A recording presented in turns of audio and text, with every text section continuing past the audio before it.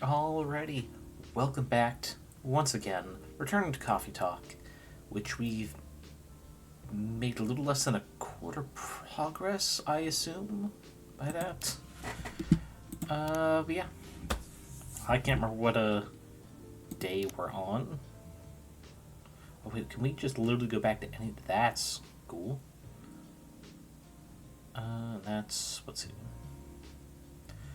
2, 3, 4, 6, 7, 8. So there's 8 in-game days left. So minor spoiler, I guess. But wait, we're only like a quarter of the way through, so one of these days are going to be long, aren't they? Yes, we will continue the story from where we left off, which was at the beginning of a new day, I believe. I believe nothing. Okay. Let's see. Profile Morris Lester from Slum to Glam. Pajama-clad 27-year-old actuary found decapitated on his own bed. And research found that most Fury sedative on the market are not safe. Every time my body wants to say furry, even though it's missing one of the R's. Okay, so I mean, we're definitely going to be seeing our werewolf friend. Let's see. Who? We might be getting a new person for this. Because of the existing cast, I can't think of any that this is going to be referencing. And this, of course, our wonderful little idol who recently made a break from her group. Which will be interesting. Before we actually start the day, because I know last time I running low on fumes and time, so we did not go through all the little stories that our friend Freya here has written. Apparently there's one for each day. Let's see, we did... Not this one. We did a road trip. Death Drives. And hopefully by reading all these, we'll have bought some time for people who are trickling in before we get back to the story proper. Death drives, but sometimes he commutes. This happens, you know for sure, because his presence is clear all over the news. But still, mostly, Death drives. Oh, sorry. I had to click away from something real quick. I realized this fact after returning from a long trip to Tokyo I took recently. As usual, I drive to work every day, thanks to the unreliable public transportation here. And I notice that every day, my life is always on the line. No, not on the line as in we will eventually die and we don't know when. On the line as in we are all at war with everyone else. We're in a war between pedestrians, cyclists, motorcycles, cars, and everything else on the road. During all of that, death is either driving or sitting in the car seat next to us. Ever since realizing this, I started to drive more carefully. I drive as if my parents are sitting next to me and telling me to drive slower. Because I know death does not like reckless driving, and he's not as forgiving as my parents. Is this story also by Freya? I should have checked that, actually. No, it is. Very, very different from this one. Story of, what was it, his 2 lovers. Just this message coming on the radio. First 2 being very traffic, car-coded. Will that continue in story the 3rd? French kissing a cat. Wait, if someone in this story is not named French, this is a somewhat concerning title. Not getting into fucking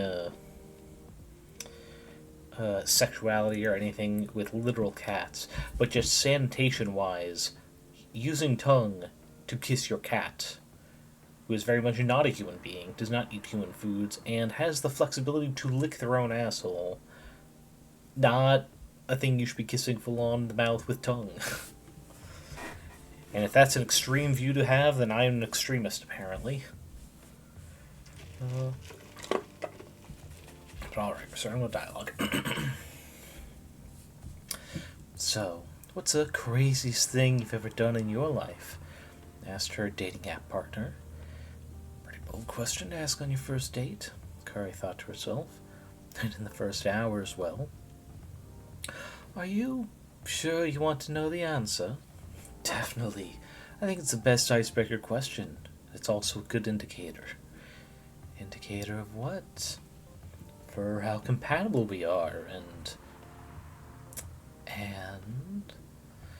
well, I don't mean to offend you, but just in case your answer is, I cut someone into 12 parts, or I strangled my Tinder date till he died, it's an indicator that I will immediately run away. Fair enough. Kai's interest in this guy is increased. Maybe, just maybe, he could handle her story. So, you want me to go first? Yes, I'll go first, although it's more like a crazy hobby of mine, not something I did just once so I could tell the story for the rest of my life. Colored me interested. So I love to kiss cats. That doesn't sound too crazy. I'm talking about lips-to-lips kissing, especially French. I love French kissing a cat, and that should have been that man's sign to run the fuck away. What? He responded without hiding his response. You never tried it?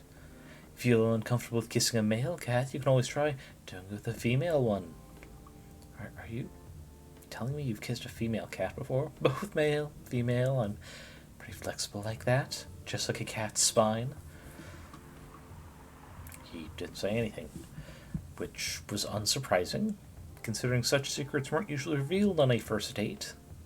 Or ever, for many people, suggesting that there are many people who do this, and that they know them. It's not that bad, Here, let me tell you the first time I French kissed my cat.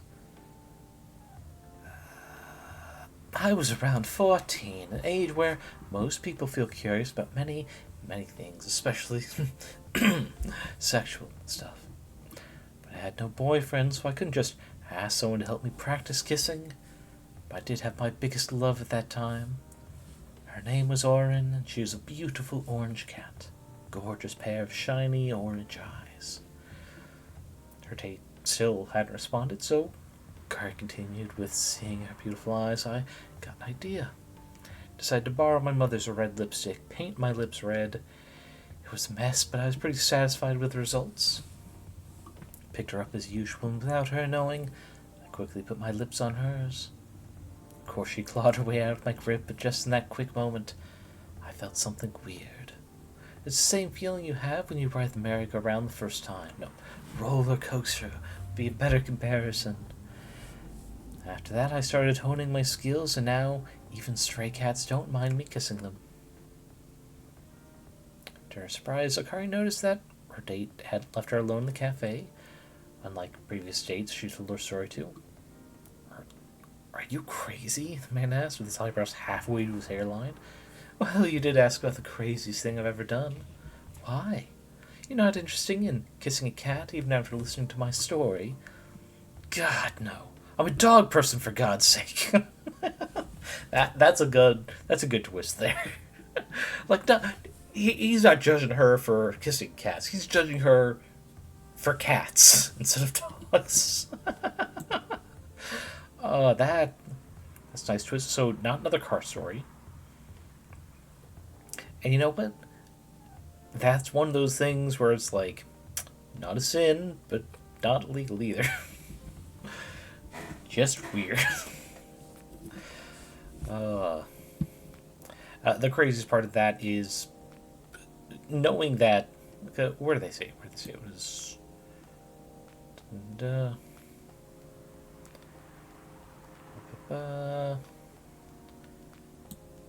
Yeah, her date had left her alone in a cafe, unlike previous dates she'd told, as if she'd been asked this frequently.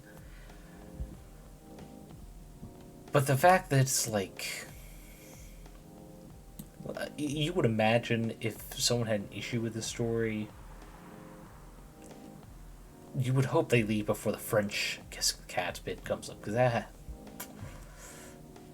well, I mean, I've already said why that's weird to me. Fucking, they're animals capable of licking their own asshole, so no, unsanitary. Swipe right to that, or actually, I need to clear my throat a bit more. Okay, much better.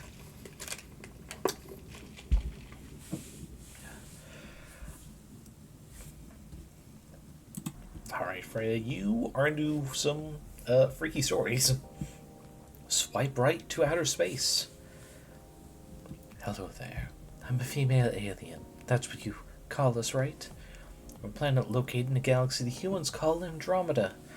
I'm here to make sure my kind can survive longer and spread further across the universe.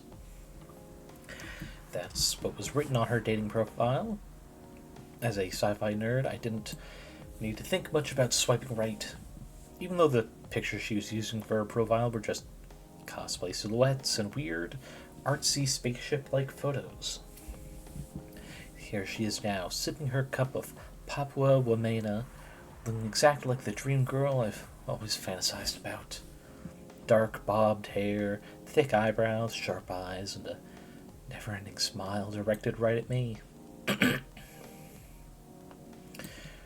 So yeah, I come to this place like 168 hours ago. There were 12 of us, and I'm the lucky one. Being located in a place with such fantastic drinks, she says, after some time spent explaining about her task as an alien. I love sci-fi.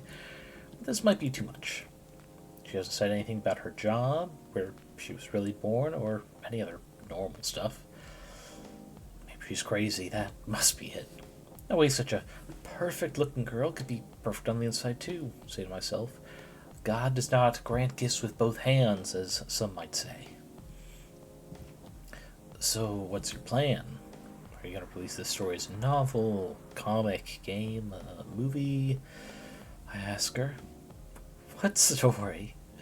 The story you've been telling me. It sounds like it'd be really popular if you adapt it into the right medium.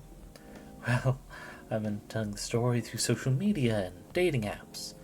That's not enough. It could be adapted to some sort of mainstream media. You could be rich, you know? You could be famous. Famous. Does that mean more of your people would know about my people and our mission? Definitely. And with exposure like that, it should be easier for me to meet humans with high-quality seeds. Yeah, I guess. Okay then, where should I start? Suddenly my phone starts ringing.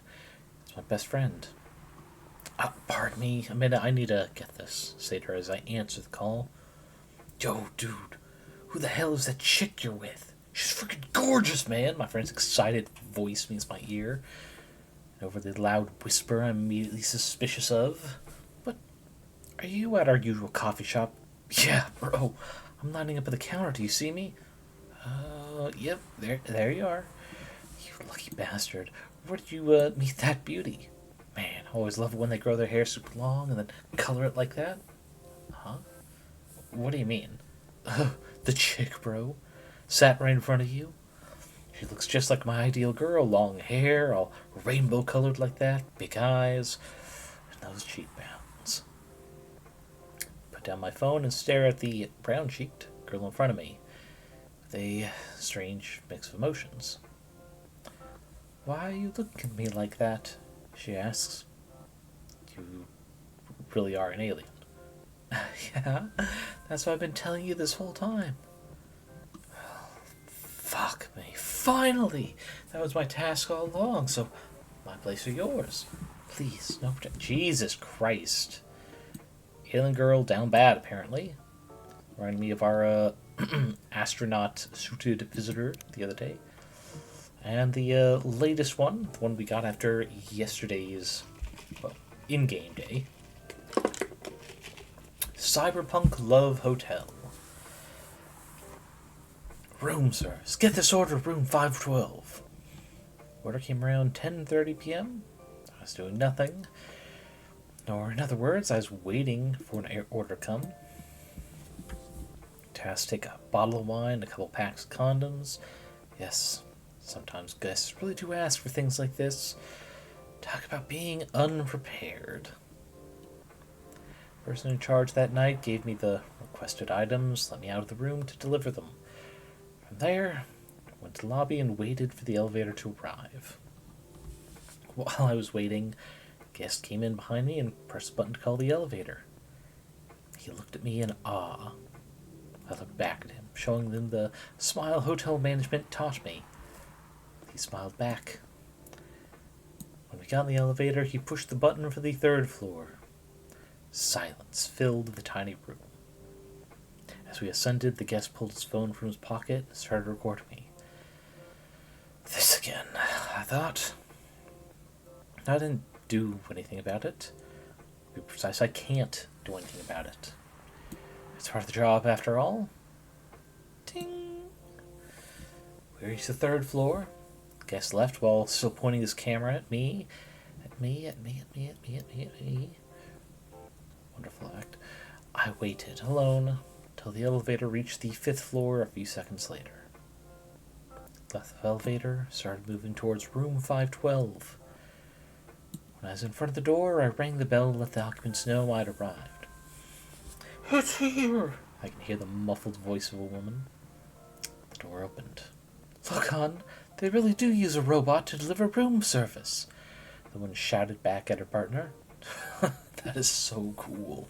The guy responded, trying to sound interested, though I'm sure he was staring at the woman's butt and couldn't wait to use the stuff they'd ordered. I want to take a picture with a robot, okay? The woman said in a saccharine, sweet, mildly nauseating tone. Sure, hon. Wait, are you sure it's okay to just hug the robot like that? Huh. Now the man could still think with his big brain after all. It's fine. I saw they even have a robot you can have sex with. I'm sure a simple hug won't matter, said the woman. That's a different model. What's next? You're gonna hug a Terminator? I screamed internally. Say cheese then. 1, 2, 3. Looks so cute. I was hoping it might look more human-like, though. Maybe they don't have the technology for that yet. So the adult woman who still hadn't grasped the concept of look but don't touch. Okay, come on, darling. This robot has got other things to do. Let's just take our order and let it do its work. They took their order and closed the door. Oh, humans. How the hell did your people manage to survive for so long in this universe? I wondered as I trundled back to my own room. Ain't that a mood? Ooh.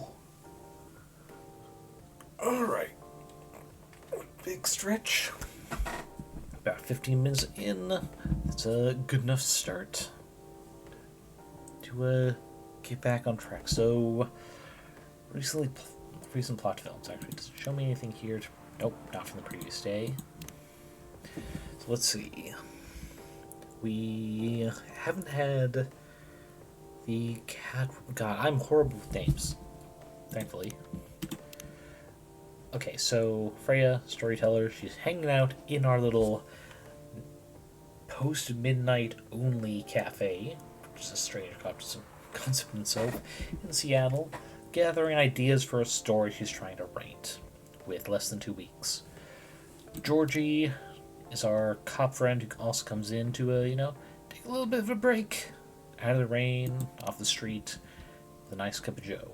Gala, werewolf friend, looking for the personal cure for his fury. Because apparently in this fantasy universe, to overcome the kind of like bloodlust that comes with the transformation, there's a kind of like a broad symptom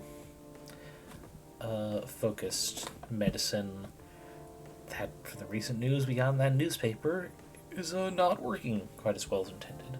But there are also personal ones that the werewolves can just find out about, a specific one. And we're trying to help them. What was it that's in it? It's non-caffeinated. Misspoke. It's lightly caffeinated. So it's not a coffee, it's not a latte. It's something with tea and ginger in it. And that's what he knows. So when he comes in, he tries to work with us to create the correct one. Lua, who is a succubus, she came in with her boyfriend. There's some relationship troubles because neither of their parents approved, and she wasn't super comfortable with the idea of the elf giving up his immortality, leaving his family tree to stay with her. The boyfriend actually is not in here, is he? Was it Bailey's? He might have been Bailey's. But I don't think he's been back since. Okay. Hyde is a vampire, that's right. And apparently a model? Very androgynous leaning, kind of feminine in my opinion, with this long tunic or shorter skirt over pants. Which is nice. Myrtle. Right, Myrtle Orc, who came in a sports jersey, but she reads on her phone, which is a strange mix of three things for a sports fan. Reads on her phone, and not at a bar, but at a coffee shop. We don't know who this is, though. Presumably a friend. Let's see, Rachel. Right, this is the idol girl, who just left her group to go solo and is having issues with dad at home. Aqua is a aspiring game dev, that's right. Let's see. And oh wait, no. That's right, Aqua is a game dev. Myrtle is currently part of a game developing group. Because I remember the previous day they had actually accidentally met up here. Myrtle had some questions, but they were still waiting for a response to the proper channels. It's like, oh hey, Will, maybe I can ask you some of them now, and they kind of left the shop to do that. And though not here, there's also supposed alien in a spacesuit who does not have a Tomo.chill account, apparently.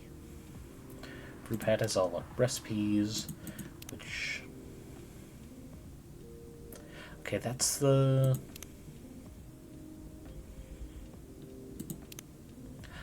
I think that's the tea we tried for a Mr. Gala that did not work. But for all I know, that isn't it, because not all the recipes I've tried appear in here. I don't know the circumstances for them. With that, I think we're caught up enough for anyone who maybe didn't catch the first part. Okay, here we go. Do you want to order anything else? I'm good for now. I'll order again once I finish reading this. Okay then. I'll leave you with whatever that is.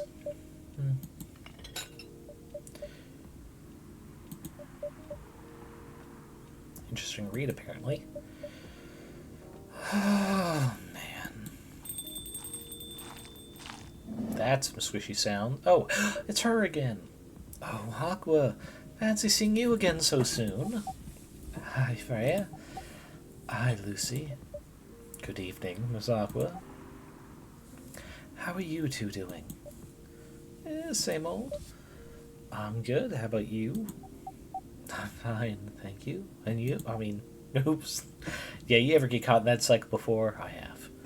Well, there's nothing to be ashamed of when it comes to politeness.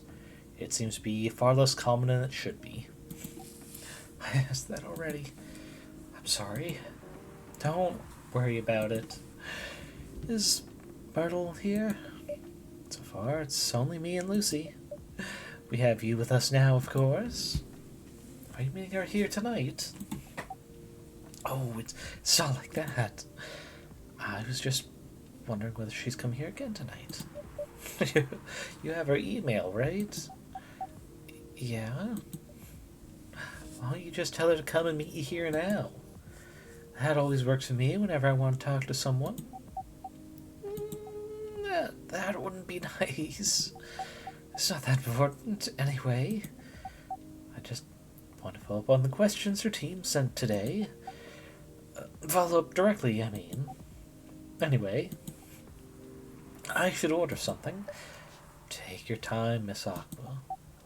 It's alright, I'll order now. I'll have a cup of tea with lemon and cinnamon, please. Alright. No, wait, that's not tea. You said that's tea. With lemon and cinnamon. Oh, and actually, wait, we have something new. What is this? Mint. Okay. With lemon and cinnamon it is. Brew, brew, brew, brew, brew. I believe so far we've only used one of our reset things. Okay, so yeah, it looks like we can trash things 5 times a night. That's good to know. Also, how is lemon and cinnamon Russian tea? Okay.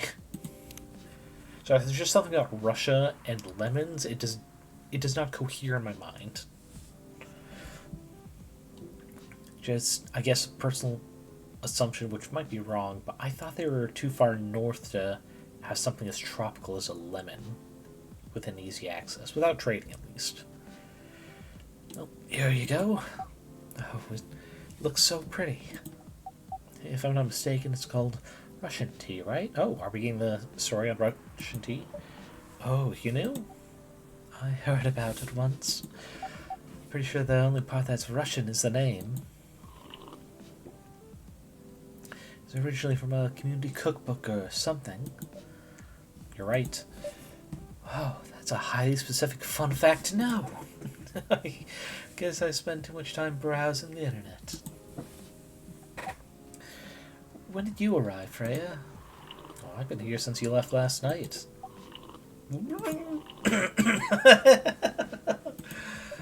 Finish drinking first, Aqua. Actually, we just got a new fact. Is this about Aqua? Yes. I'll give you a full story. Okay. Mermaid from Atlantis, friendly introvert, loves tea. Favorite things, Full Metal Conflict, video games in general, and their grandma. So this is the Metal Gear series, I assume? Unless it's referenced to another Full Metal title, something. I'm doing with my life. Move to Seattle to achieve dream of advancing technology as far as we can, and trying to find the place and person where I belong, doing something I love. I have a feeling we've discovered the particular person in Myrtle. Alright, I have to do this. Then this just shows us the new Russian tea. Gotcha. It's total American drink. Actually, no, that explains it. So Russian immigrants come in, make this popular enough that it's attributed to them. Fair enough. Probably because it uses things they can't easily get in their country, perhaps? I'm sorry. I said you haven't left? I was just joking. Oh. That would be crazy. Why is that? Oh no.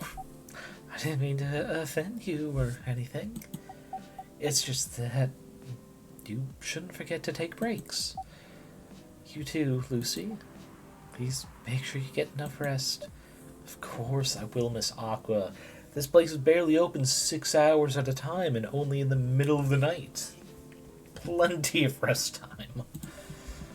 Thank you for the reminder. By the way, Aqua. Yes. Where do you come from? Because, judging from your accent, you're not from the States, right? I'm not. I'm from the ocean. Oh, so you're a full-fledged oceanic? That might be a little racist. That full-fledged is something that is only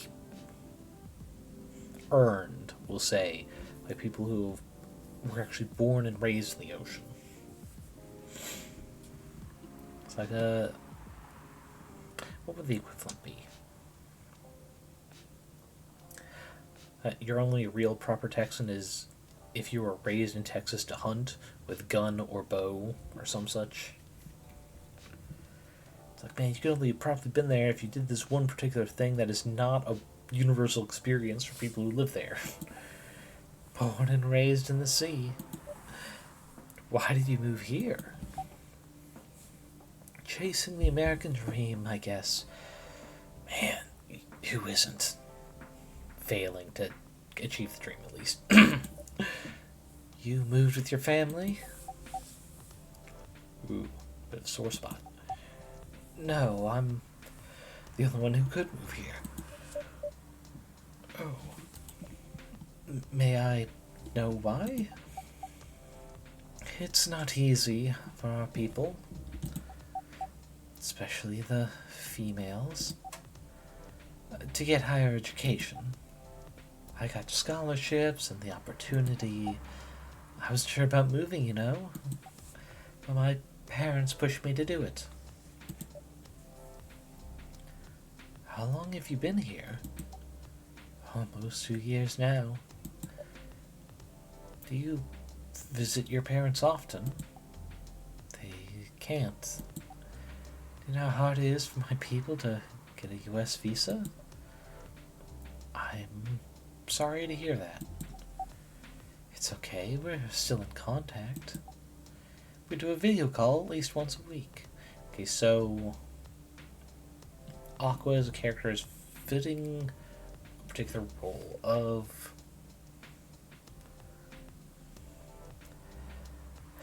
I'm not sure if it's proper to say the gifted immigrant. Like, I want to say, because she did say it's not easy to get higher education for her people, but that she is. She, as I understand it, she's graduated from college, made some benefits to the game industry. That's why Myrtle was trying to talk to her on behalf of their group. I assume part of it's going to be feeling like she either has to... Sorry, part of her story, I should say. Part of her story is about trying to feel like she has to prove herself, whether as, deserving of immigration here, what have you, or doing enough to prove to her family that staying is worth it. For those of you who know, my next campaign, the start of which will be coming up pretty quick, the large central theme around it is about immigration and exiles. It's about the otherness that society will treat you for not being a native, for being visibly not a native. In part of my research, I'm reading an anthology series, a series of stories in an anthology, all written by immigrants. Not fiction, it's what they've actually gone to. Some moments exaggerated in the form of poetry, trying to get a message across. But those seem to be two big themes that appear in quite a lot of them, and thus more likely to be picked up by this game, of feeling like they need to prove that they're worthy of being here, that they're not just mooching off the system, no matter what the racists say, or feeling like they have to be successful enough to prove their family left behind to be worth staying in the States instead of trying to, go back with them. And all of it's sad. It's not a happy theme for many reasons. But it's a worthwhile one to explore.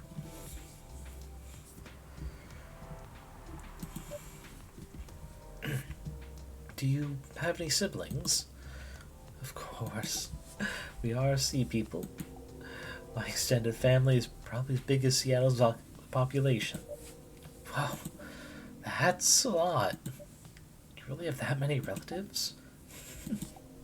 Of course not. I was just exaggerating. But if you count my grandpa's kids and grandkids, there are hundreds of us. Holy. How about you, Freya? Do you have any siblings? I have. Not as many as you, I assume. I have a little brother, 4 years younger. He also lives in Seattle. No, he's living in San Francisco, near our parents' house. He's the good kid and I'm the rebel.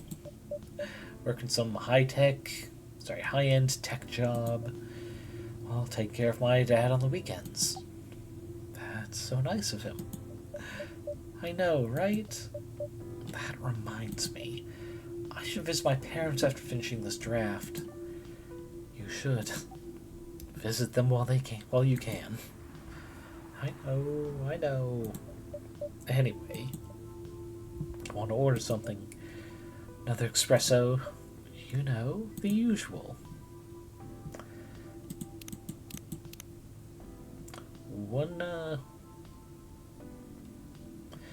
We'll reset. Because I want to see if things get added. We'll do tea, ginger, milk. Because I know that's not one of the tea recipes I have.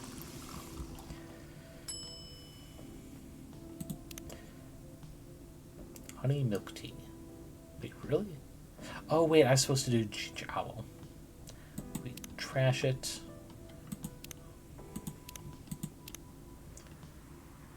No, I guess it's not added here unless someone asks for it specifically, which is annoying. Oh well. Let's brew it up. Here is your triple espresso, ma'am. Your espresso's ready. Thanks. Bitter. Just the way I love it.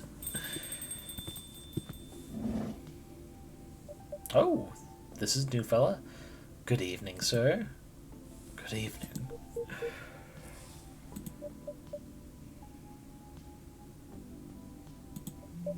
How can I help you, sir? Oh, hey. Aqua's getting a message. Yes. I don't know what to order. Something to raise your spirits, perhaps?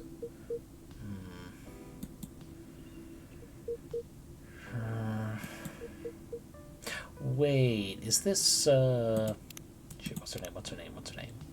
Is this Rachel's dad? Because he does have cat-like ears. Nothing you like on the menu? I can make you a custom drink if you like. Actually. Are you familiar with STMJ? I'm sorry, I've never heard of it.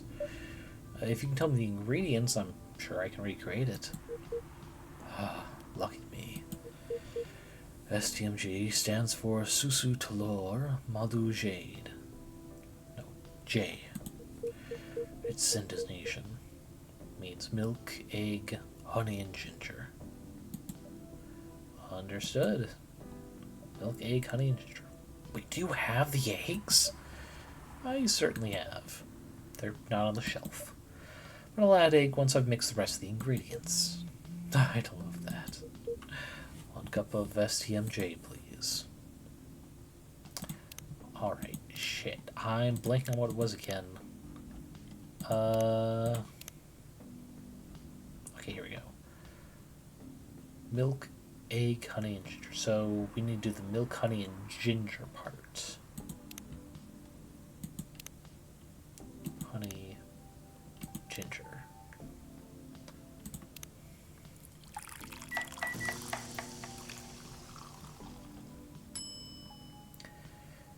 No, that's not.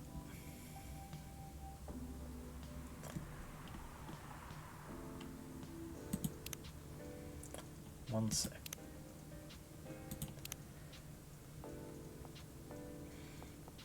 Milk, honey, and ginger. Yeah, I didn't.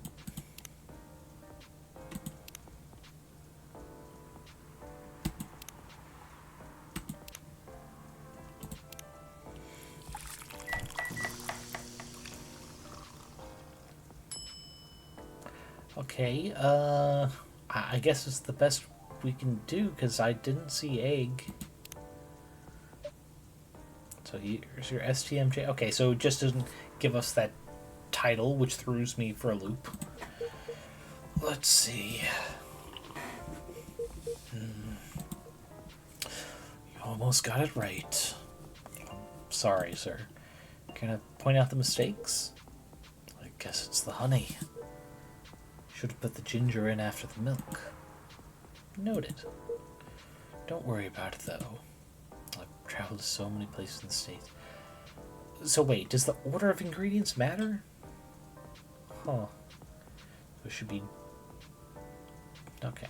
I mean, going off the name of it, I put it in the order it read, so screw me, I guess. But none of them got the STMJ right.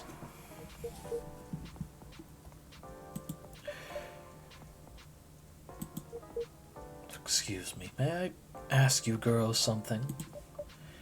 Sure, ask away. What kind of things do you kids like doing nowadays? Excuse me? Aren't you college students? No, we're not. Oh god, he just moved over in a flash. Sir, please don't be creepy. We don't even have your name yet. Yeah, you're not even in the Toma to chill yet. Let's see. May I ask how old you are? You're being creepy, old man. Go back to your chair and keep your distance. Oh, I'm sorry. I didn't mean to be creepy. Hey, Lucy. I just... Who is this pervy old man? He just came in. So I want to... I have no idea. It's his first time here. I want to be able to understand young people. Ox eyes being all shifty. Thank God you're here, Officer Georgie. What's up? There's a creepy old man trying to flirt with us. Where? I mean, you sat right next to him, sir. You mean him? Yes, but not so loud. This man here is Rachel's dad, Freya. He asked to meet me, so I told him to come here. Oh. I don't know Rachel's dad was a pervy old man. No wonder she ran away from home. I mean, just because someone's a pervy old man doesn't mean they're perving on their own daughter. Rein it in, Freya. The writer's imagination is getting to her. Everyone, please meet Mr. Furlong, Rachel's dad. Mr. Furlong, please meet Freya and Lucy. Please, call me Hendry. Alright, Hendry. I'm sure we have absolutely nothing on you, but what's your picture? Aw, that's cute. It's holding his daughter. That's adorable. Still potential perviness, but not guaranteed one way or the other. Please, call me Hendry. I apologize for earlier. I wasn't trying anything funny. I'm sorry about that. Wait a minute. Your name is Hendry Furlong? Yes. And you're Rachel Florentia's father? Yes. Furlong. Florencia. Why do you have two different last names? What are you trying to pull? Ma'am? Wait, one sec. Nope, wrong thing. Freya Fatima. Now that might be your actual name, but if it wasn't, if it was a pseudonym like many other writers and fucking news articlists, whatever the name, newspaper reporters will just say, might not use their full government name to write things. This is the father of apparently a famous idol. Why would she use her actual name for people to just stalk her and her family? Come on. Or there's also that. Florencia was my late wife's maiden name. Oh. I'm sorry. Rachel chose it for her stage name. Freya. Okay, I think I better work on my novel. I'm sure you guys have a lot to talk about. Freya, I'll come with you. Ooh, awkward. But she brought it herself. She was getting, like, super... And I'm all for women defending themselves if guys are getting too creepy and close. But it's like... Georgie, one of her friends, came and it's like, yeah, no, this is just the dad of the daughter that I drove home the other day and potentially, you know, would have met. That's an event I now remember. Would have met face to face. It's like, of all the people in this coffee shop to have known what her father looked like, it would be this dude. Anyway, what was it you want to talk to me about? It's about Rachel. That night when you drove her home. Was she hanging out with shady people? Well, I think one of them was a bit shady. Hey, I heard that. What? I'm not a criminal. I'm just kidding. She was in this coffee shop here, talking with Freya and Lucy here. She wasn't in any danger. Are you sure? What about before that? Whoa, calm down. Is everything alright?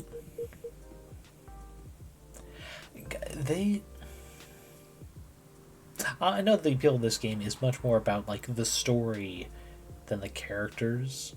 Like, physical design and animations. But they really do make the most of what they have. Like, just the separate layer for the head, so it can just slowly drop down. It says a lot more than having to make a different face for every single emotion. It's just that I feel that she's getting more and more distant. I don't know how to talk to her anymore. Or even what to talk about. I don't know what kids her age are into nowadays. Every time we talk, we end up fighting. I have 3 daughters. We fight all the time. One thing that I learned, give them time and space, but be there when they need you. Or you can just bribe them. One time I had a fight with my eldest daughter. She didn't want to talk to me for a week. I know she loves pizza, so I went to Rocco's and bought her favorite pie. Left the pizza on the table like a trap. Then I just waited for her to take the bait, just like a stakeout. Once she took a bite of that delicious pepperoni, I casually grabbed it, sliced, and sat with her. That pizza really helped smooth things over. After that, she wouldn't stop talking. What if what she loves doing is the problem? Rachel loves singing and performing on stage. I'm proud of what she has achieved with her career. She's really young. But the entertainment industry isn't a kind place. Not the label, not the media, not the fans. Don't trust her new manager. Rachel's just a little girl. What if she gets harassed or forced to do drugs? Did something happen? Well, nothing's happened yet. I just feel it in my guts. Is it possible you're just being paranoid? I don't know. Maybe. Lucy, I need to go now. Thanks for the drink. Take care on your way. It's like, as much as I like Aqua's character design and her background, the squish noise just unnerves me a little bit. Like she's walking in with sopping wet sneakers. Which is nothing wrong with, but it's like bad memory for me. I don't like having sopping wet sneakers. can't you just find another manager? Rachel's already 18, so legally she can sign contracts without parental approval. I've been trying to tell her to quit, but every time I brought it up, we just ended up fighting. As a parent, there's really nothing much we can do other than guiding them and being there when they need us. Didn't mean to hit that. Sooner or later, we'll have to trust them to make their own decisions. And with everything we've taught them, hopefully, they'll make the right ones. What if she made the wrong choices? I can do a background check on the manager, if that will ease your mind. Please do. Oh god, a flip phone. Oh. Sorry, I just fucking hate smartphones. I'd never switch away from a flip phone if it stayed affordable enough to do so. Okay, give me a name. It's Morris. Last name, Lester. Wait. Oh, wait a second. That's they were in the newspaper at the beginning of this day. Shit. What do they do? Morris Lester. Got it. Oh, isn't he the guy in today's paper? Anyway, I'll let you know if there's a hit. Look. Hold on. Gotta take this. I've just got a call. I've got to go. Love to talk more about this with you. Let's meet again soon. Wait. You have my contact details. Call me if you ever need my help. Wait. Man out of his depth, or at least feels like it.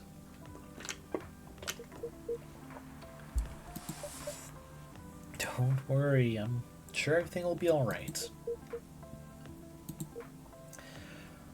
I used to manage a girl band. I've seen bad things happen. That bad? Yeah.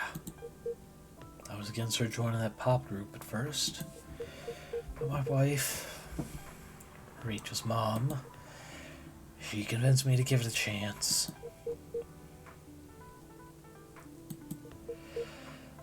Ever since she's been gone, I don't know how to talk to Rachel. Whether want to do more of her own stuff. I don't know what to do. What do you mean by her own stuff? Modeling and solo singing career. It's a whole different world than the band. I'm familiar with that side of the biz. But things have changed, right? Even if it has, I don't think it's for the better. Hey, Freya's back. She survived being an idol. Even managed to graduate and start a solo career. She sounds like someone who can take care of herself. Don't you think so? She's not ready. I don't want her to get hurt. There are a lot of bad people out there. People that want to take advantage of her. You are her father. I understand you might be worried. However, you shouldn't hinder her from achieving her great dreams. I just want what's best for her. Is it really what's best, though? I think she's born to soar. But she's just a girl. Uptown girl. Anyway, not karaoke night. She's just a girl. My little girl. Seriously? That's your argument? I didn't mean to sound that way. It doesn't matter whether she's a boy or girl. You'll drive her away if you keep on acting like this. with your knowledge, you should be able to help her achieve her dreams.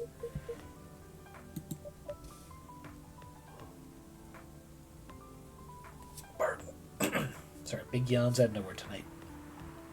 I was once a stubborn young girl, too. Maybe I can give you a little advice on how to handle rebellious teens. I'd love to hear it. Is it okay if I stay a bit longer, Lucy? Take all the time you need. Oh, okay. I thought we were going to get some actual dialogue between them.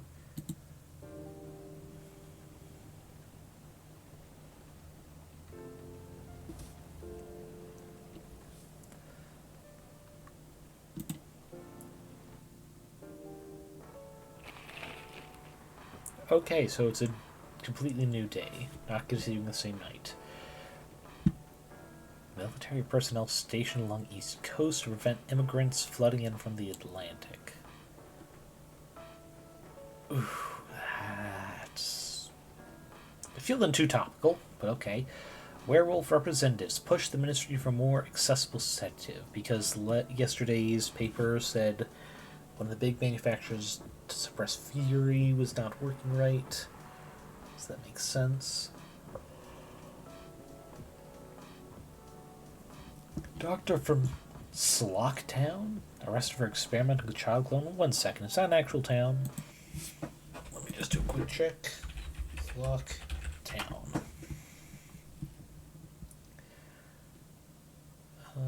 This is not a U.S. town. In fact, it's coming up in Germany. So unless they're saying a German immigrant is accused of having experimented with child cloning, and that's the important word, accused. They've been arrested, but they have not been found guilty of it yet. Everyone is due their day in court to try and prove their innocence. Because honestly, unless you're actively working on the case, have seen all the evidence, you certainly have no right to be saying, yeah, no, they're definitely fucking guilty. And even then, you shouldn't be making statements about an ongoing case. Okay, before this, we should have a new story. The Anxious Boy and his love stories on public transport. Ooh, interesting. Alright. Ooh, this looks like a long one. Okay. Let's see what Freya has written up for today. The day was hot, sunny, and humid, just like most days in Jakarta. I was standing inside a crowded bus and neither well-functioning air conditioning nor proper ventilation, trying to keep myself productive in the uncomfortable environment by reading my recently bought copy of Maruki Harukami's The Elephant Vanishes, while listening to a random playlist on my old iPod. God, anyone else remember iPods, or am I just that old? Despite the hellish conditions, you could say I was luckier than most, because standing near the rear door of the bus, leaning my back on the side of a seat, safe enough not to fall out of the bus, breezy enough to breathe freely. As mentioned, I was on a public bus in Jakarta, so naturally I needed to be wary with my surroundings. Mostly keeping my belongings secure from pickpockets and other human pests. Glanced around the bus several times in between pages, and that was when I saw her. It's hard to describe her. She has no specific characteristic to differentiate her from other women. Excuse me, weird burp there. She was like the perfect example of the girl you walk past unseeing on the sidewalk every day. A girl you might glance at for a second, then a few steps later it would be hard to even remember her hair color, never mind what her eyes, her nose, her mouth looked like. She was standing near the front door of the bus, not leaning on anything or anyone, not touching the bacteria-infested hand grip on the ceiling. Although to be fair, it might have been hard for her to reach that grip anyway. But still, she stood there with the perfect balance of a tree rooted in healthy soil. She stood as if somebody had silently put the Venus de Milo on the bus and She somehow fit perfectly without anyone noticing it happening. She was wearing a pair of earphones, wired, just like headphones were supposed to be, and a slight smile on her face. Sometimes she closed her eyes for a few moments, enjoying the music only she could hear. Her eyes rarely stayed in one place. They kept wandering around the bus. Not too fast like someone anxious, not too slow like someone looking for something specific. Maybe she's the one, I thought. This isn't the first time I thought like this has crossed my mind. As a hopeless romantic, seeing any woman who piques my interest will immediately trigger a story in my imagination. A story of how I'll approach them, get to know them, with the proviso that they're just as I imagine them to be. Start dating, get married, have kids, grow old in our home, and so on and so on. Random cuties that... The space between apostrophe and the next letter is always just jarring to me. Random cuties, that's what I call them. Unicorns among horses. The term doesn't apply to any cute girls I see, of course. Has to be someone special.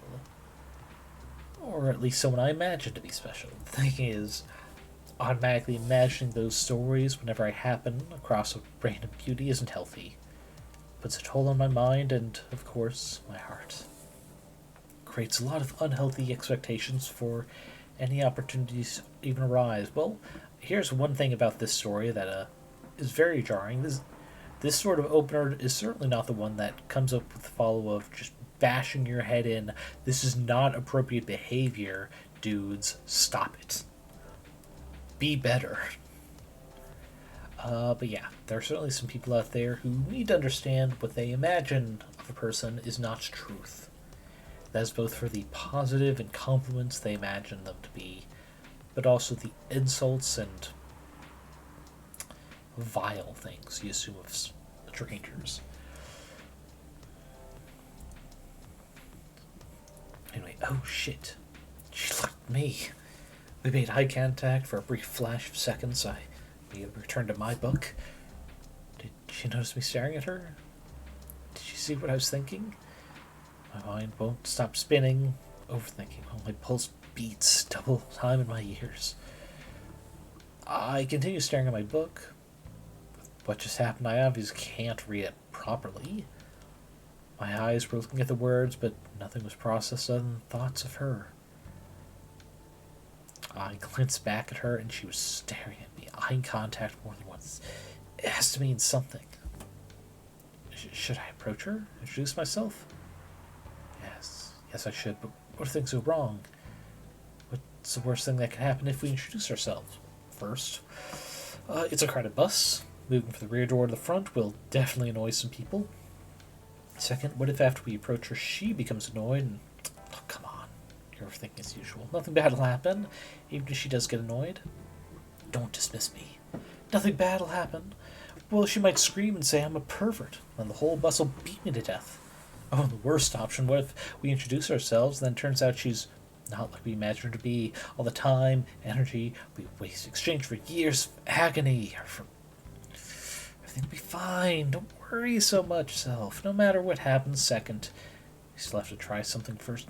No, there's too much risk. And the debate is still raging inside my head, and that's when it happens. Make eye contact again, but this time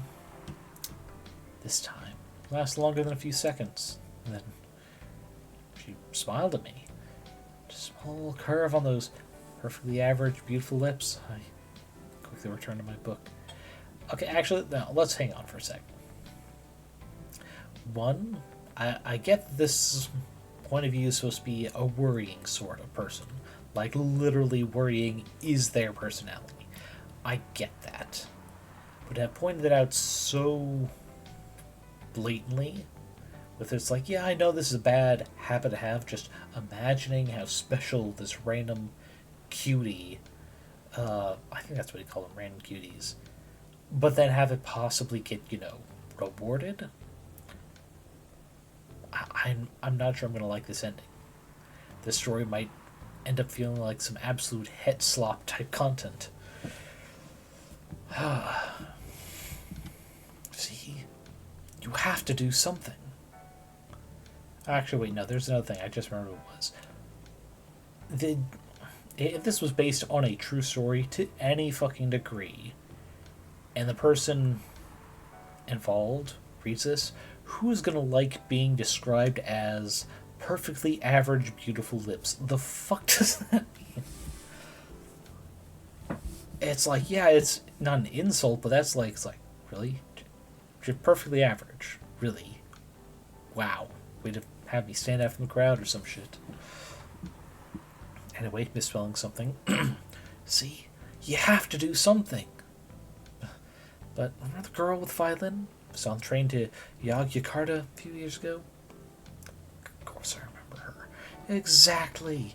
She was just a random person that sat across from me on the train. We don't even remember what month it was, and yet we still remember the maroon coat she was wearing, the violin case she put in the overhead compartment, her reddish hair, that pixie cut. So, stop it. That was different. We might have saved ourselves a lot of embarrassment by not talking to her. The thoughts, the noise, the internal dialogue, it won't stop. I was sweating, but not because of the heat. Cold sweat. This had to stop. Stop! I screamed internally. Everything stopped. And just in time, my old iPod randomly shuffled to Explosions in the Spaces. The only moment we are alone. Cranked up the volume, put my book in the bag, and just breathed. Yes, I might lose the chance to meet the one by doing this, but at least, as long as I don't know her, she is perfect. As far as I know, she might be listening to Explosions in the Space. As far as I know, she might be a big fan of Harukami and Final Dreams 9. As far as I know, she might be single. As far as I know, she might be the 100% perfect match for me that I believe can't exist if my knowledge of her goes any further than what I know right now. Besides, as the old saying goes, if it's meant to be, it will be. The bus stopped in front of Plaza Senayan, my destination. It's time for me to go. I decided not to look in her direction as I left, knowing that if I looked at her, it would be the last time I ever saw her. That's too hard for a hopeless romantic like me. Left the bus and enjoyed the warm sun, the breeze of fresh air, finally out of metal Schrodinger's box. And that's when it happened. Turned my head to the right, and there she was, standing alone, enjoying the breeze, now that she was free of the roasting metal box we humans call bus. She turned her head to the left, showing a glimmer of surprise at seeing me standing there. And after that, she smiled. So if it's meant to be, it will be. I mean, even if this, like, cliffhangery ending exists, it still feels weird with the big theme of them worrying that their imagination is too much, that the risk of her being different from what they imagine will kill the mood, or, even accidentally coming off as a creep. It's like, it feels weird for the ending to be, it's like, actually, dude's got a chance. Because some people absolutely need some self-doubt in their lives and in their hearts. Lord. But also certainly head slap. Like, that is some by-the-books, will she, won't she type story ending there. Are you sure that would be okay? Yes! I mean, it would be really hard to pull off, but it's something that'll make the story different. Different isn't always good. It's a neat concept, but you need to handle it carefully and gracefully. I know. Hey, someone's come in. Oh. Hey, Gala, we didn't see you yesterday after the first newspaper article about the cure for fury. Hope you're okay. Good evening, everyone. Welcome, Mr. Gala. Am I interrupting? Looked like you were having an intense discussion. Actually, wait a second. I just realized something I gotta double check. It'll be like 20 seconds. If that properly opened. There we go. Dun, dun, dun, dun, dun, dun, dun, dun. Okay, yeah. Sorry, just making sure my timing is correct. If we can get to a reasonable stop, about 15 minutes, we'll take a quick break. Because I'm still pretty bad about that. Okay, looks like you're having a pretty good discussion. It's nothing. Lucy was just giving me feedback. It's for the book I'm writing. Sounds like a heavy discussion. What are you up to tonight? I'm just planning to sit and relax. Please don't let my presence interrupt you. Oh, don't worry about it. Although, I need to interrupt Lucy for a moment. Sure, how can I help you? As Freya answers her phone. Can I have a cup of... You remember my remedy? Of course. You want to give it a try again? Last order didn't quite hit the spot. Remember, it's tea and ginger. Last thing is definitely a different ingredient from either of those. Okay. Remember, tea and ginger. Okay. Tea, ginger.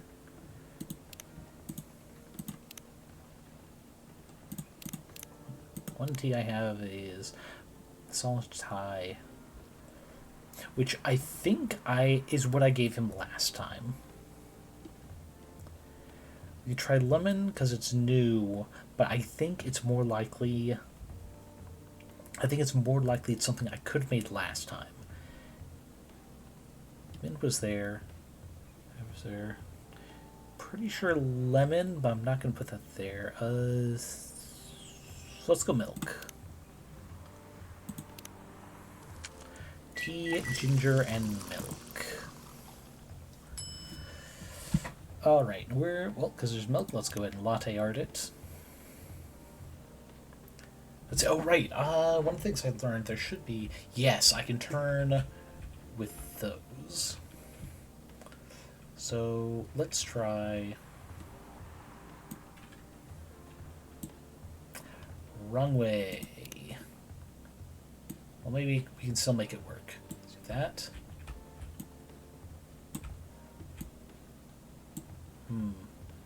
Not big enough. We are trying to do like a flower.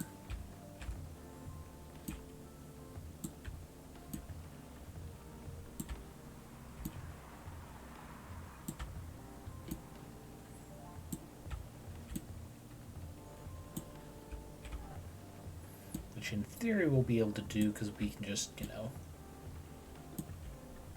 time it. Though if it's flower, it's coming very decidedly like dandelion coated. What if we do this? Nope, that wash out all those. Okay. Did not know it would do that. Let's try once more.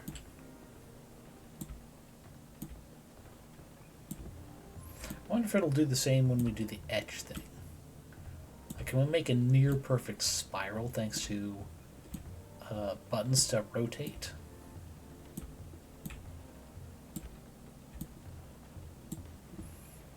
Want we try? Okay, we can. Right?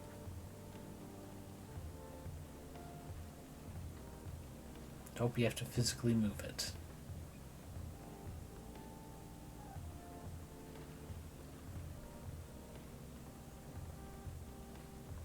Doesn't look bad. Well, no, it does look bad.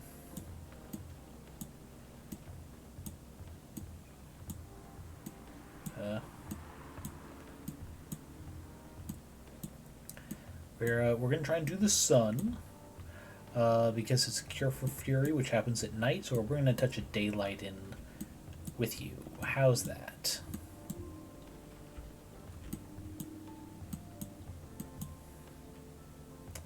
Sure, that's good enough. Actually, we'll also do out on the rim. God, it just gets bigger.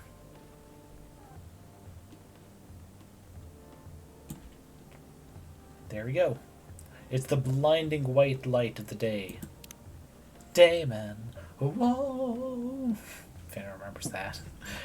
Always Sunny in Philadelphia. Is this it? Almost.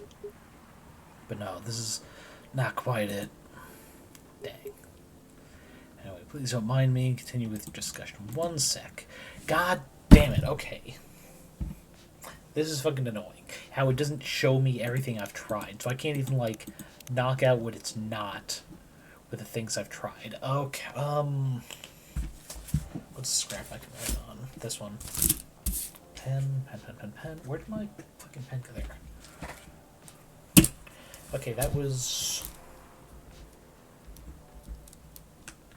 normal tea, ginger,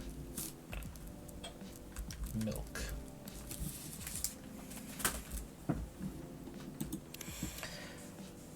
God, the thing is, it could also be green tea, couldn't it? It could technically... Actually, is green tea caffeinated? This might actually be helpful. Green tea have caffeine. Help me, DuckDuckGo. DuckDuckGo, help me. Okay. According to this, it does contain some caffeine. So we've got 2 different teas we have to worry about. And a minimal number of nights. Okay. Cool. I guess... See, here's the thing. There's no guarantee he's going to be here every night. It's like, if he only comes every other night, and that... I think it was 10 days... No, 9 days. Because we just went through that other thing. The last day is like 2 weeks separated from the previous. Which tells me some event is going to happen. So goddammit, game. If we end up getting like more hints at some point, other than only 2 of 3 ingredients, when we have like a lot. Anyway, please don't mind me and continue with your discussion. Don't worry, Mr. Gala, we're done for the night. You're done. I have a lot of new homework thanks to you. You're welcome. Is Hyde coming? No, I'm by myself tonight. It's gonna be a peaceful night then. That's mean, Freya. Come on, I was just joking. He needs to learn how to communicate his thoughts nicely, though. He might not look like it, but he's a very kind person, you know. He doesn't show it, that's for sure. That applies to you as well. Get him. Ah, come on. Ooh. Ring-a-ding-ding. Hey, Baileys. Good evening, everyone. Welcome, Mr. Bailey. I gotta get more practice in my totally full of themselves voice. Hey, how are you doing, Freya? Not good. What's going on? Lucy was just criticizing my story. It's called feedback. It's cruel. It's necessary. Sounds interesting. What's the problem with the story? The story is non-linear and quite complicated. Imagine a choose-your-own-adventure storybook, but for adults. Like, in a sexy sense, or like crime noir, shit's gonna get complicated fast sense. Sounds pretty common so far, but instead of telling you which page to turn to, each decision you make will give you a score. What? That score will determine which page you should go to. That sounds more like a video game than a book. I know, it's not that original. My target here is the mainstream audience. Huh? With the help of my publisher, this kind of book may go mainstream. Just like that choose-your-own-adventure show on NetStream. There's nothing new, but because of the marketing and the names involved, it reached the mainstream market. That sounds interesting and highly ambitious, Freya. At least it's simpler than my other idea, which is Making the novel not in the form of a book, but in the form of story cards. I know, right? As if she has all the time in the world and not, what, 2.5 weeks? That's for even considering the sensitive issue of selling the story in a world where only humans exist. What did you say? No, there's a reason why it has to be that way. Just wait till I finished it, okay? Alright, alright. As Lucy said, though, I won't have the time. Getting a normal pitch approved is already a steep climb. Let's not take the mountain even higher. Fair enough.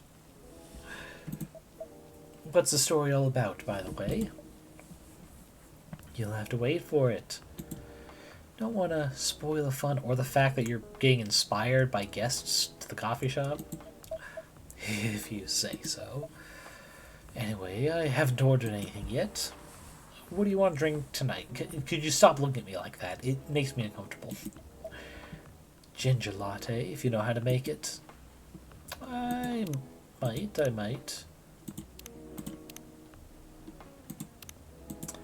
Gosh, it's great game. Thank you so much.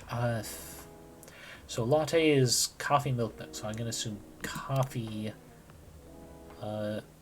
ginger milk.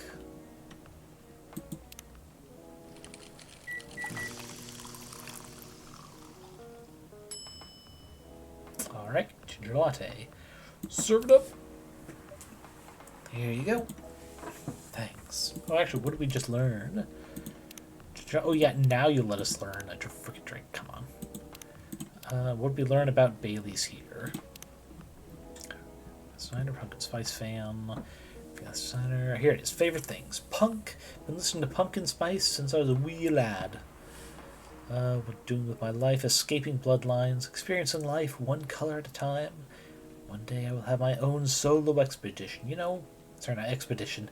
Exhibition. Completely different things. He's not going to the jungle. He's presenting his own artwork. Thanks. Damn, this is good. With this kind of drink-making skill, I wonder why your place isn't any bigger.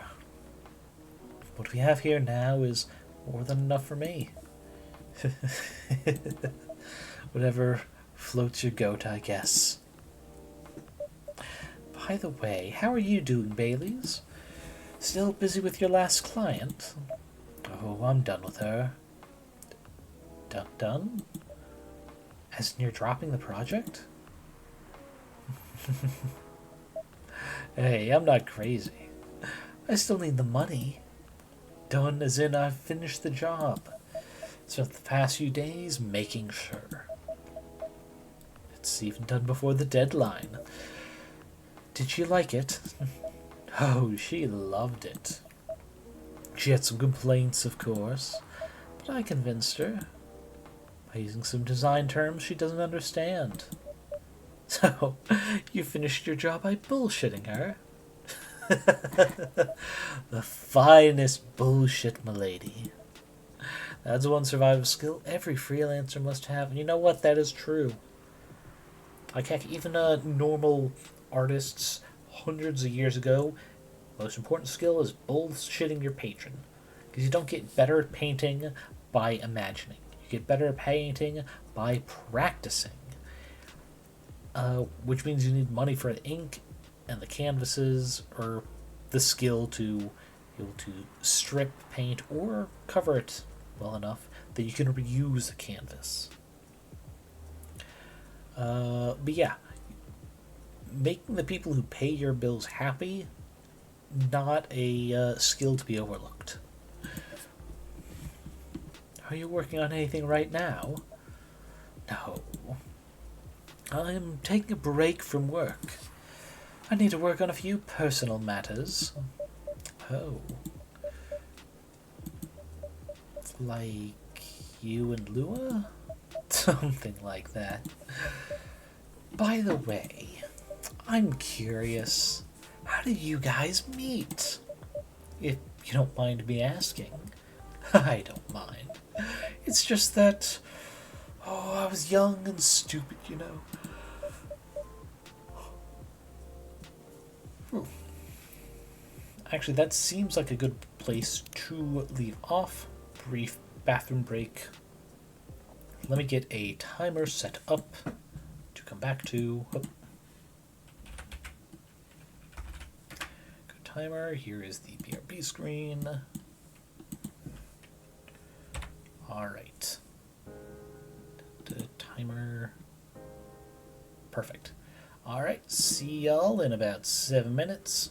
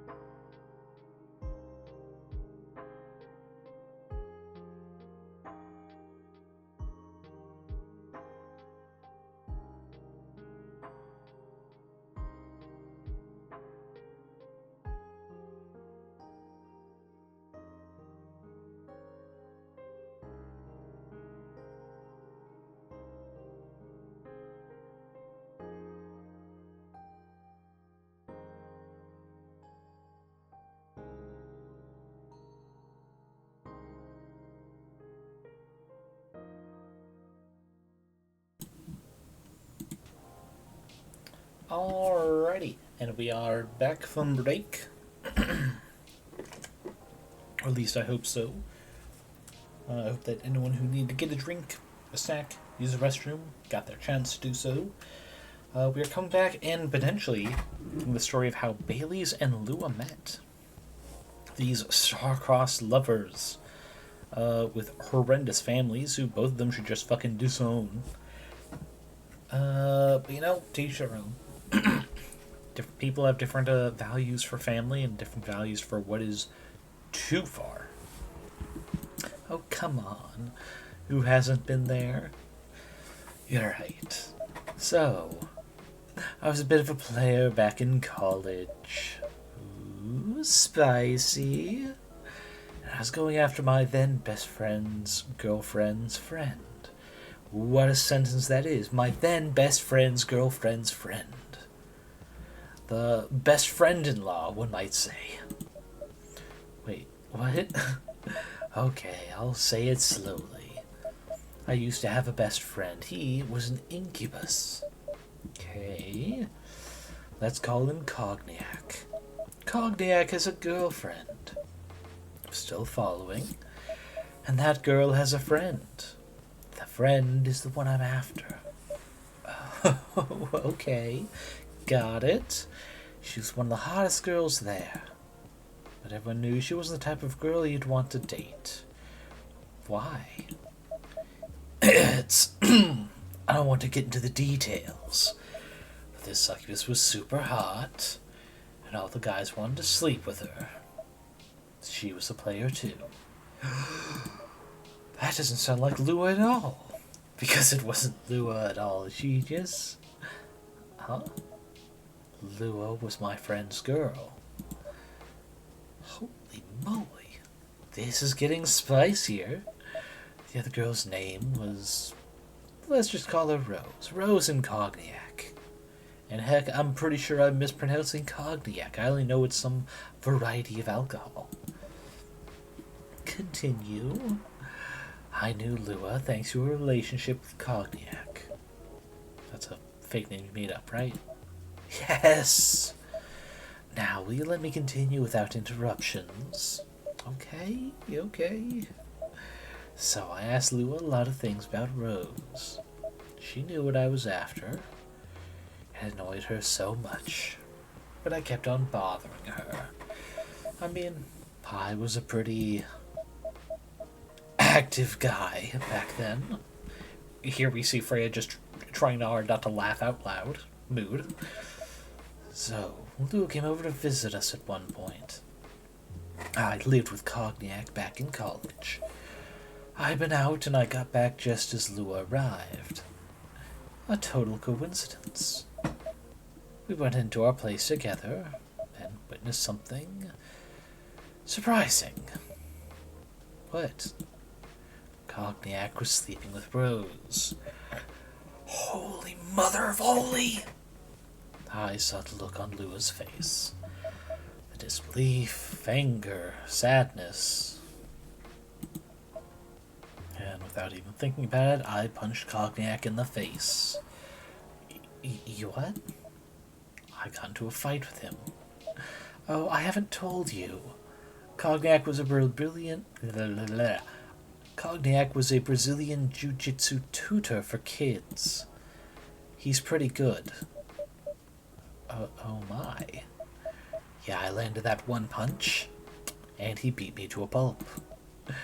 Easily. Lua begged me to stop fighting on her behalf. Or like she begged Cognac. Hey, I wasn't kidding. I lost, but I don't give up so easily. I was beaten pretty bad. So Lua took care of my injuries. We grew closer after that. And I don't even remember the exact date. But suddenly that friendship turned into a relationship. That was one hell of a story. I know. Have you seen her by any chance? Yeah. Lua came by a few days ago. How was she doing? She hasn't returned any of my calls or texts. Well, she's healthy, that's for sure. She got into an argument, though. With whom? There was this male model. A model? I didn't think she was the type of girl to go out with a model. Oh, they weren't together. What were they arguing about? Well, we were talking about your relationship. Lua told us about the reason behind the fight. About your family stuff. And this guy, Hyde, joined the discussion. Oh, and that Scala is suddenly not smiling as much. It's like, oh, wait, shit, my friend? What did he say? He didn't understand why Lua would insist on getting family approval. Considering, which honestly, before we continue the story, considering Hyde is a vampire, and thus implied to be very long-lived, good for him to have, such modern values. Like, family permission, fuck that. Do kids need family permissions nowadays? What? You're willing to leave your own family? You would do that for her? Yes, I would. I'm sick and tired of my family. Why would you say that? Let me tell you about my family here. Or I should say most elven families. They all think they're so high and mighty. If you're born an elf, there are certain unwritten rules you must follow. Reputation and appearance are everything. You must never ever make our family look bad. You can only befriend certain people. You must dress a certain way. You can only have certain jobs. Jobs that are deemed worthy and successful, like being a doctor, a lawyer, a CEO. Ever since I was a kid, I've always wanted to be an artist. I love drawing and creating art. However, becoming an artist is not something elves would deem suitable. Unless you become the next Da Vinci. So, when I switched from a business major to an art major, my parents went crazy, screamed like they were on fire. They told me I'd never be rich or successful. All that because you chose an art degree? You want to know the worst part? They blamed Lua. Brazen, hey, welcome. The elves in the setting sound rather Jewish. See, I wasn't picking that up. It might be I've unfortunately not read stories where that's a thing. But I've been recently revisiting what's it called? The Joy Luck Club. That's right. From school, with my research for Campaign 3 and how, like, different cultures being seen as the outsider and all that. I was reading it as, like, a very Asian cultural thing. Wanting your child to be successful. But I agree, yeah, that is definitely CEO, doctor, lawyer. See, I was reading that mostly from the doctor, lawyer thing.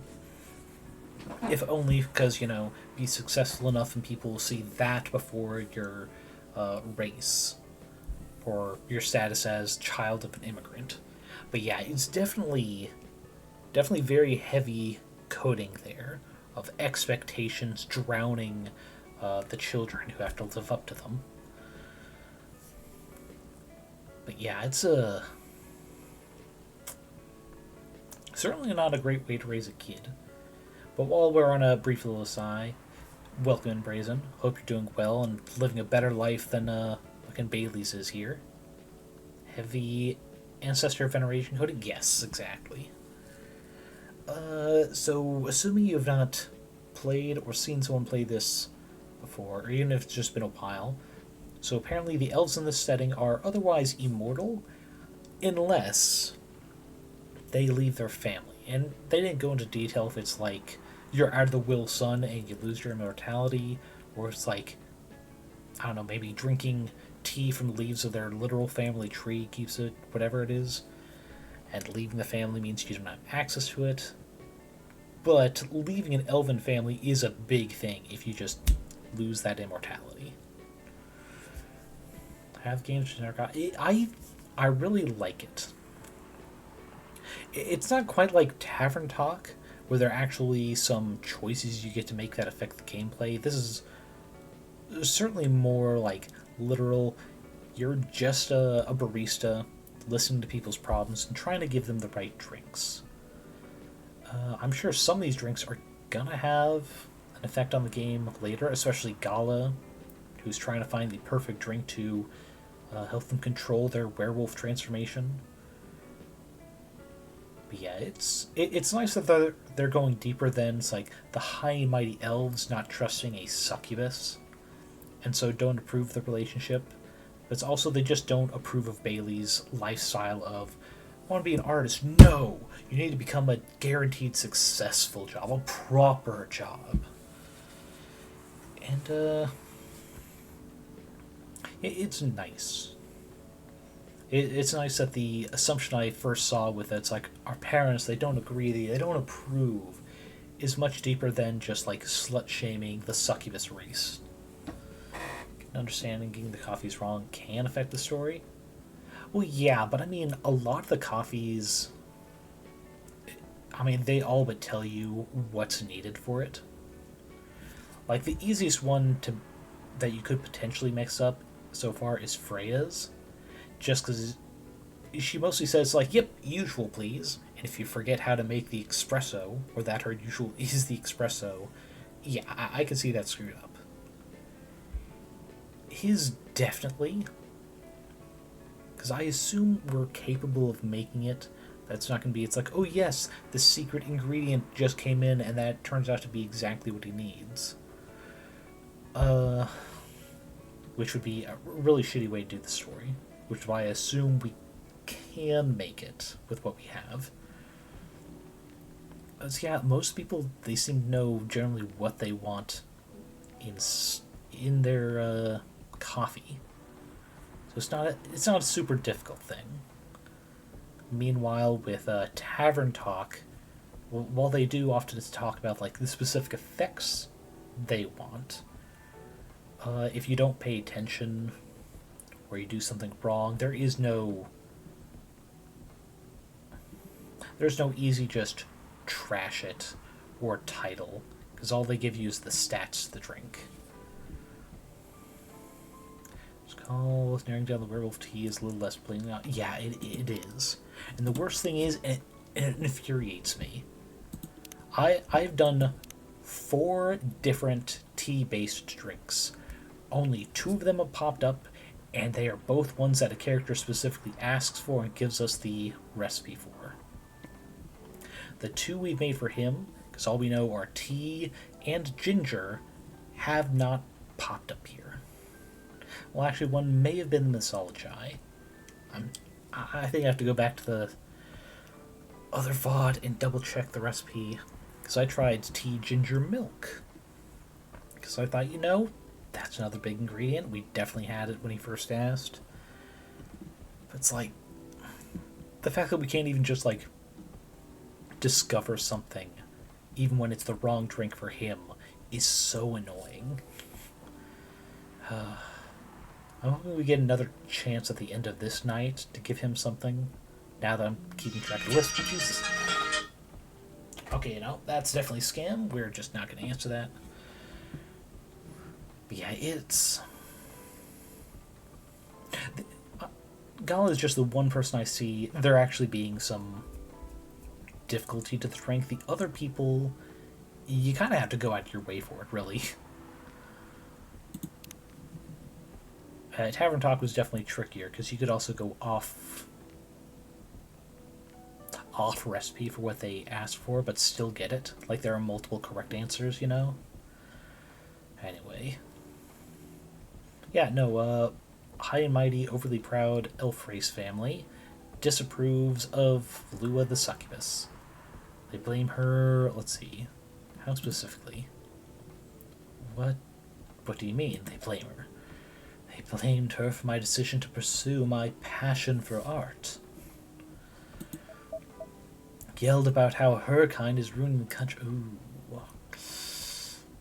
Racist parents, not a good mix. Accusing their religion of worshipping the Dark Lord. Oh boy. Oh god, that is pretty much all but naming the elf family as Christian there, isn't it? They're not Christian. We can't let them into our family. We can't trust those damn dirty Satan worshippers. It's like, God. Accused her of putting a spell on me and cursing the family. I mean, come on, this is the 21st century. That's so not cool.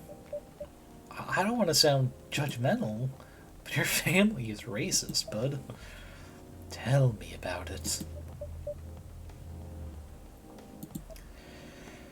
Lua is the only person that can make me feel alive.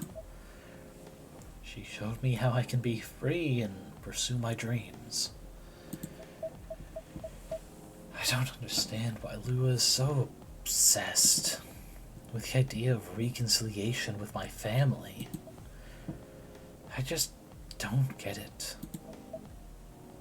I have no problem leaving my family, you know? I would happily leave them for both of us. What about her? What about her and her family? You may be happy to leave your family. However, it may not be the same for her. Which is a good point. Because it could be to her, like, even with her family also disagreeing,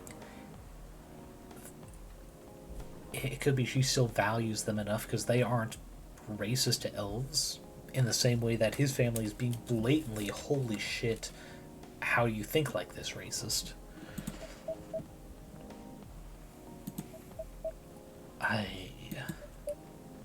Gala, do you have something to say?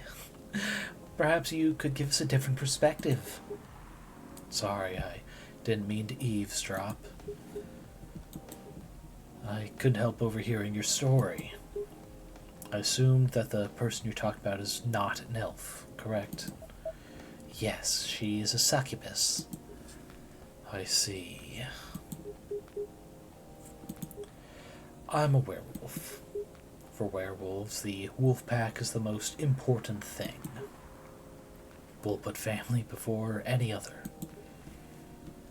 We often have our own problems within the wolf pack, but we won't abandon our family for anything. Perhaps that's also true for her and her family. Besides, if you leave your family for her, wouldn't that make your parents believe that all those bad stereotypes about succubi are true?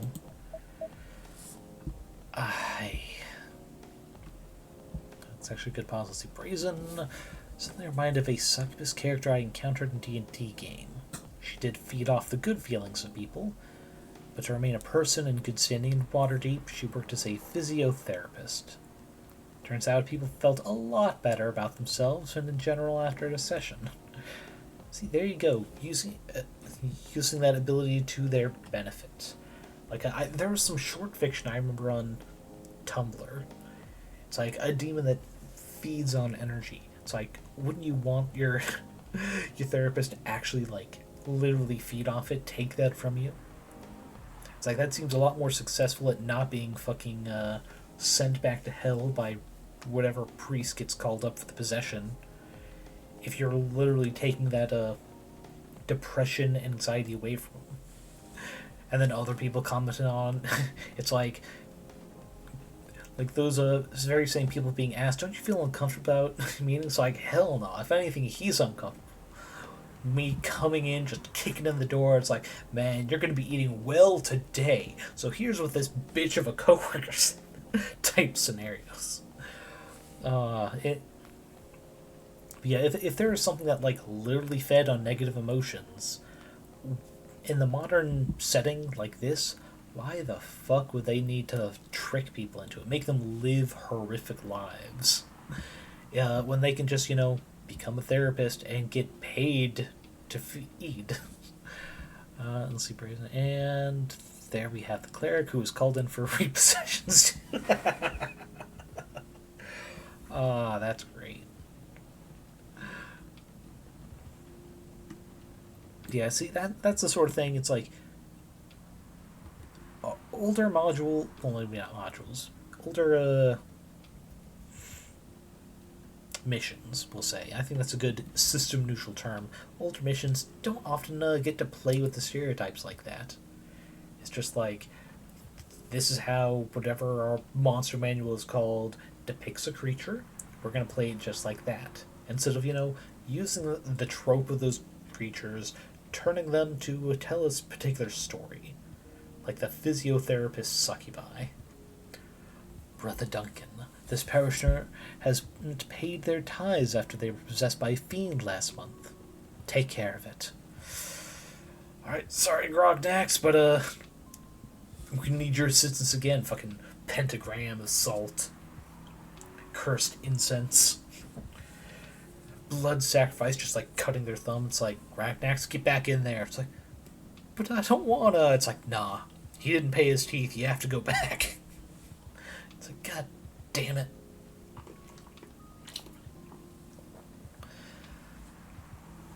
Again, a wonderful way to just flip the expected trope. It's like, oh, you can't pay for the possession treatment you got? Oof. I'm gonna have to put that sucker back in there.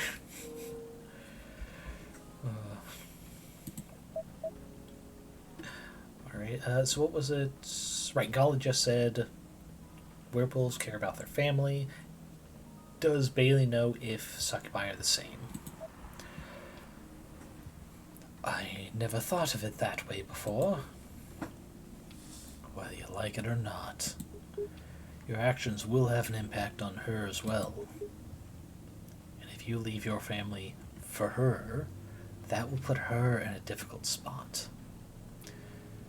Let's see, Brazen. Very Orzhov, if you're familiar with the guilds of Ravnica and Magic. Not a while, but I should look into that again.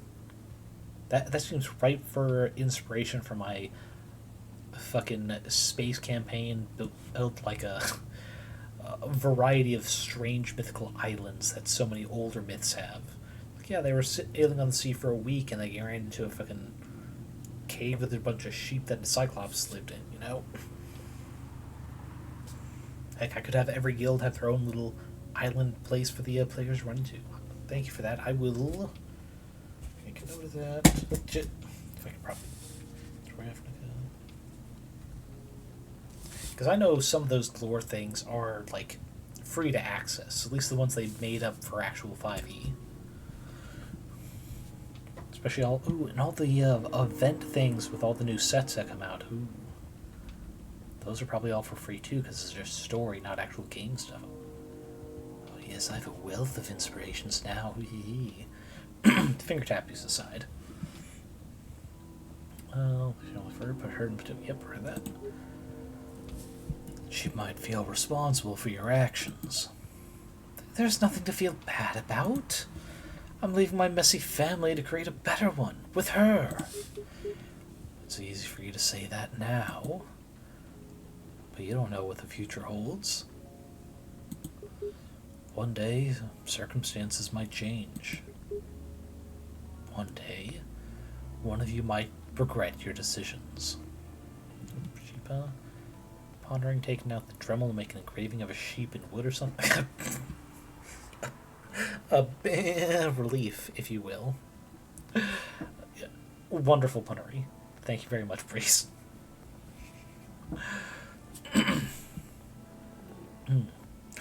One day, one of you might regret your decisions. One day, you might use the I left my family for you card. We love each other. I'll be with her whatever the circumstances may be.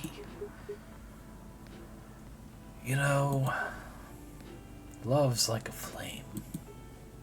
It might burn fiercely at first, but over time, It will die down if you don't maintain it. Maintaining it won't be easy. It'll be hard work. Because life is full of storms. And marriage, it will not survive on love alone. That's deep, man. I think you need to hear that. Wow, that's deep. We'll have each other, and that's enough for us. Tell me, do you have health insurance? What? I'm an elf. Why would I need health insurance? You'll need some. What for? Immortality is an elven privilege. But you'll lose it if your family disowns you. I've seen people go bankrupt because they... Sorry, I thought I heard a dog howl. I wasn't sure if it was the game. Okay, yeah, no, it's people outside. Okay. Fear of werewolves rising? No, anyway. I've seen people go bankrupt because they fell ill or got seriously injured. Emptied their entire life savings for an $8 pill, because in this country they charge $20,000 for it. Some more absolute realness. Probably $30,000 now. It's been years since this game came out. And if you decide to have children, they won't have the same privileges you do. There's a high probability that they'll get bullied for being a half-breed. There are consequences. It shouldn't be taken lightly. Think about it.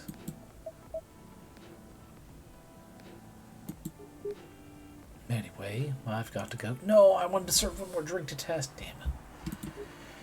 I apologize for my intrusion. No, thank you for your insight. I've got to go too. Want to head out together? Sure. Thanks for the drink, Lucy. And Freya. Bye. I still don't like when Bailey looks directly at us. It's disconcerting. Makes me uncomfortable. What? You made me lose 2 customers in a minute. Hey, that wasn't on me. They were leaving anyway. You're gonna write that in your book?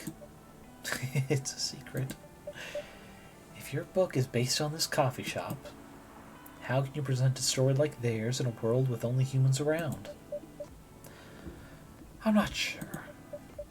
Perhaps a hot drink will give you some inspiration? Sounds like a great idea.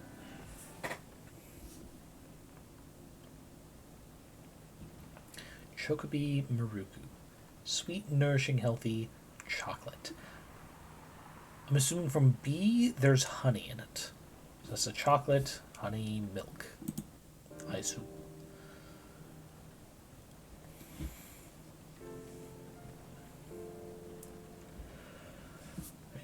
Tuesday, September 29th. What does the news bring us today?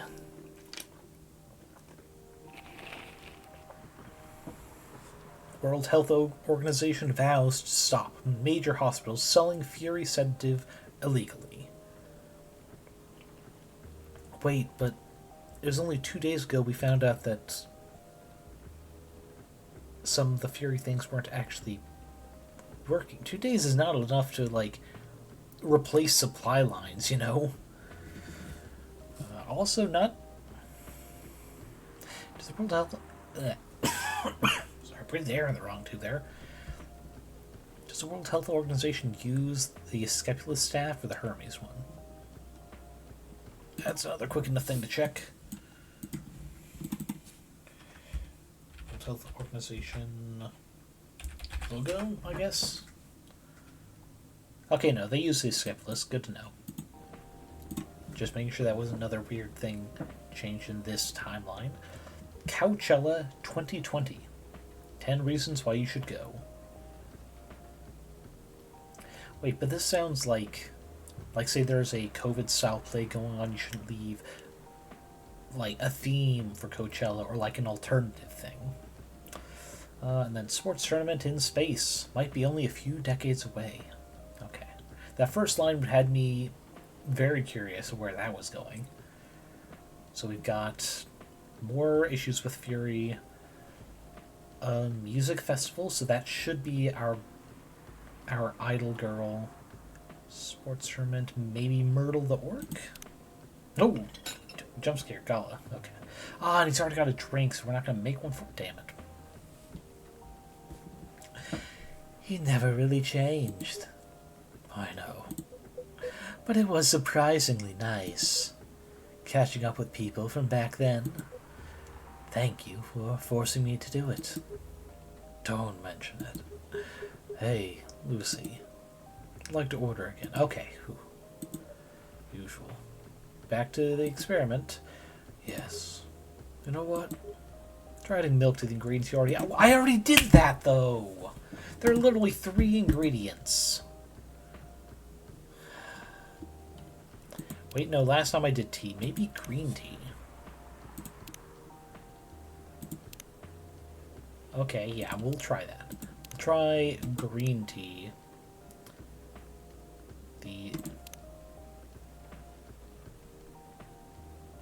Yeah, ginger. Sorry, I had to check my note. Green tea, ginger, milk.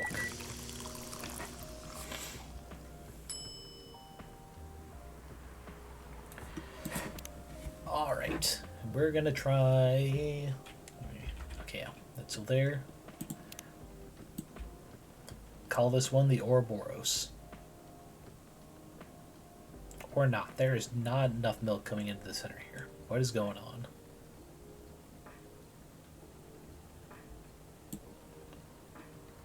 Did that wrong?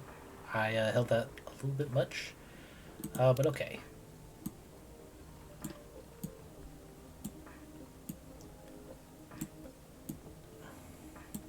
Do I know what the shape is supposed to be? No.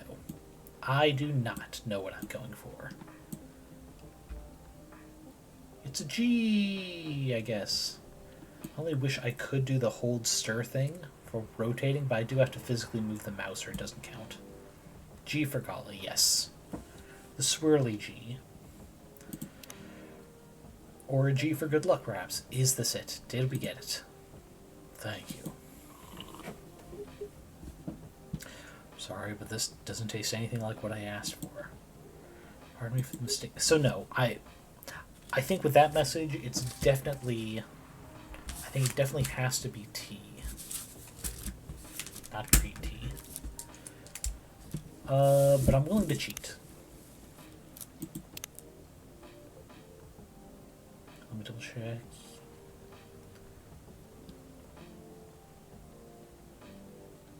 No, actually, because if it's 5 minutes ago, that would be at the beginning of the new day. So,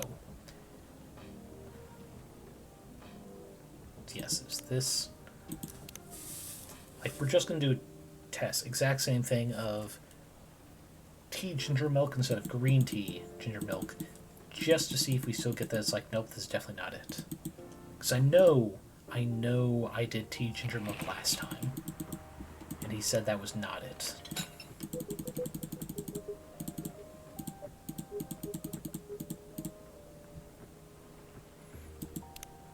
No, wait, nope. Is that tea, ginger, milk? Because he did just ask, try milk with it this time. Teenage milk. I mean, yeah, that happens sometimes when I go too fast. Yeah, ginger milk tea. Definitely what I did last time. We're going to try once more. Once more, we're going to try and do this. Teacher milk is not much better. No, you are correct. To each their milk. How about that? Okay, so it doesn't correct on that one, at least.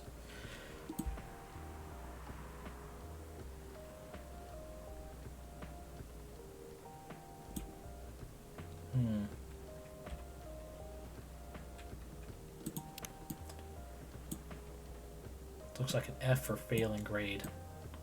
Then we do already know this one's not going to work. this again.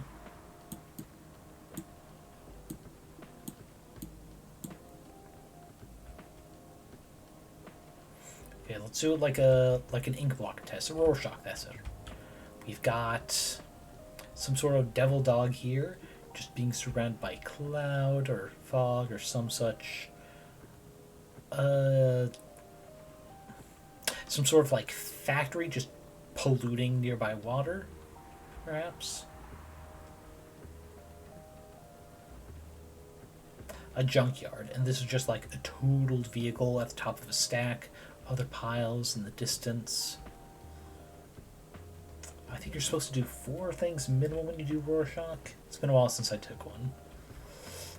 What's in the thing? Oh, actually, a very stylish woman's boot. Here's the heel, there's the toes, standing upright. Perhaps someone reaching out to grab it. There we go. We still know it's incorrect. But okay. It's just like I asked. Okay, so it's definitely not green tea. It's definitely regular tea. Which narrows down what it could be, because we know 2 of the ingredients. Too bad it's not it. What about you, Mr. Hyde? Would you like to order anything else? I'm good for now. Oh wait, no, that's gone.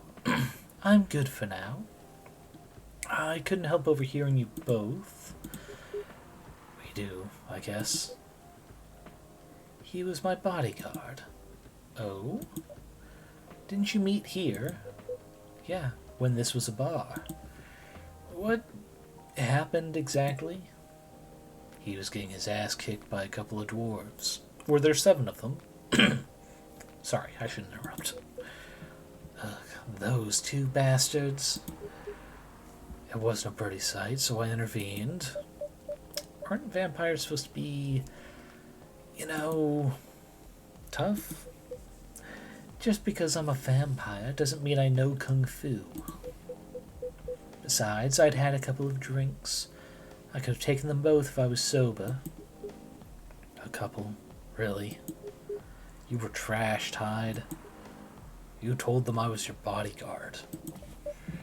Wait, were you not his bodyguard? Not at the time. We didn't even know each other. But because of that whole fiasco, we both got kicked out.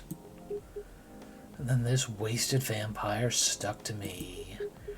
Like, well, you know, to a blanket. Obviously, he was too drunk to drive. So I hailed a cab. Turns out he was also too drunk to tell the driver where he lived. And I was stuck with him till morning. Thanks for not leaving me on the street, Gala. Those dwarves could have killed me. Who were they? I'm not going to confirm or deny anything, but it's possible they may have had ties to the Mafia. Yes, besties for unlife. Post-life, if you consider werewolfism as something that is not quite truly alive anymore. Also, dwarves having connections to Mafia, or at least these 2, is an interesting detail. Let's see, before them, I would have gone with, traditional famous phrases. I probably would have gone a human, just because in fantasy world they tend to be, it's like humans together, importance of family, yada yada. Or elves, especially in a universe where, you know, immortality comes with, you know, you still being true to the family. I might have lost some of their money on the stock market. Ah, that's how he knew them. Gotcha. A lot of their money. Yikes. They want me to launder their dirty money, so I decided to screw them over instead. Yeah, I heard what they were talking about before the fight started. I knew Hyde was innocent, and that's why I helped him. He might be an annoying asshole, but he's not a thief. What a stroke of luck. The universe sending me a guardian angel in my time of need. So the next morning, I Offered him a job as my bodyguard for real. After all the trouble you caused me the night before. Hey, I took you to breakfast. Don't tell me that counted for nothing. If this story does not end with them... Well, maybe not specifically dating, but at least, like, platonically living together type relationship, I'm going to be a little disappointed. Getting some old man yaoi vibes between these two. I have to say, it wasn't my proudest moment. I was broke. Breakfast was an offer I couldn't refuse. Going after a story of fucking dwarf mafia, that's funny. It was late 60s, mind you. Something of an odd couple? Yeah, that's what I'm getting. It wasn't easy finding a job, especially for people like me. Werewolves? Or veterans. Okay. If they had left that hanging on, like, yeah, sure, I'd be, oh, openly gay man? Ooh. But okay, war veterans is good enough. Ah, I see. So, how'd you go from working as a bodyguard to working in the hospital, Gala? Well, when he was working with me... Oh, wrong voice. Well, when he was working with me, I noticed... Hide. I prefer it if we skipped that part. I'm sorry, but I don't want to go into any details about it. It's alright. Forgive me for asking. I don't mind telling you the quick and dirty version. Long story short, he helped me with... something. Let's just say... something from my past. Thanks to that help, I found a new purpose in life. Helping other people live. Of course, it's not easy for a veteran werewolf to become a nurse or doctor. That's why I chose hospital admin instead. So, you could say I owe this guy my life. Thanks to his stubborn persistence and helping me when I needed it. Well, thank you for sharing your story with little old me. I didn't expect such a tale from you. I know. Anyway, Lucy, I'd like to order something new. Sure, what would you like? Make a tea-based drink that's warm and cool at the same time. Okay. Tea-based. Warm and cool. So... that gets both. What else? That might be too much. Cinnamon's too much. That just sweet. Some lemon would help cool.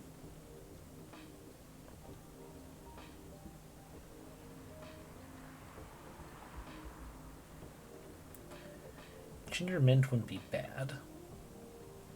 Actually, wait, what is...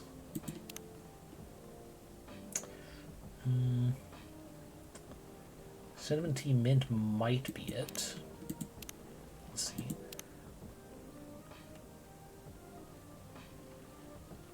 No, it's certainly not that.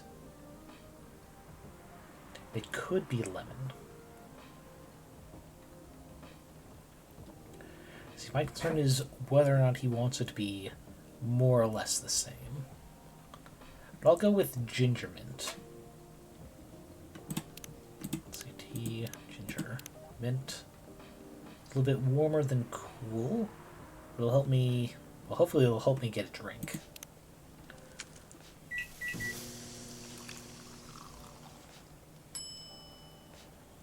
Ginger mint tea. Serve it. Unless we don't get it until he takes a sip. Each quarter. Exactly one. Okay, yep. Ginger mint, correct. Good call. I was also leaning towards that because I wanted to know if it had a fun name. The ginger mint. Let's see. Okay, we just unlocked that we know he's a veteran, now working in a hospital. We had some hints about the hospital administration before. And we'll hide. Final thing. Oh, they've been blood sober for 10 years? I don't think that's actually come up. I know they were talking about being... they're working with blood alternatives, but the 10 years, which, maybe drop in the bucket for nigh immortal vampire, is still very impressive. Because I know some people who struggle to get... Sorry, someone who struggled to get their 1-year chip for AA. It can be rough breaking an addiction. And technically being a vampire, that is an actual thing he needs. It's not like giving up water. Oof. Let's see what else. Currently model, used to be stock trader, entrepreneur, and venture capitalist. Oof.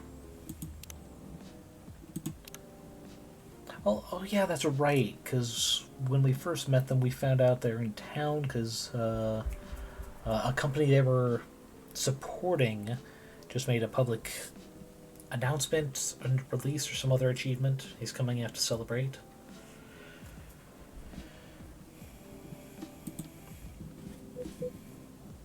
By the way, it feels like this place is missing something today. Freya, perhaps? Yep, I haven't seen her today. Speak of the devil? Oh, yep. Literally with the speak of the devil, too. Hello, good people. And one vampire. Don't be racist. It's good to see you, too. Freya? By the way, we were just talking about you. Oh, really? What about me? I was just surprised that you weren't here. Is that how you pick up girls young enough to be your granddaughter? That won't work on me. I've no interest in flirting with you. I've got high standards, you know.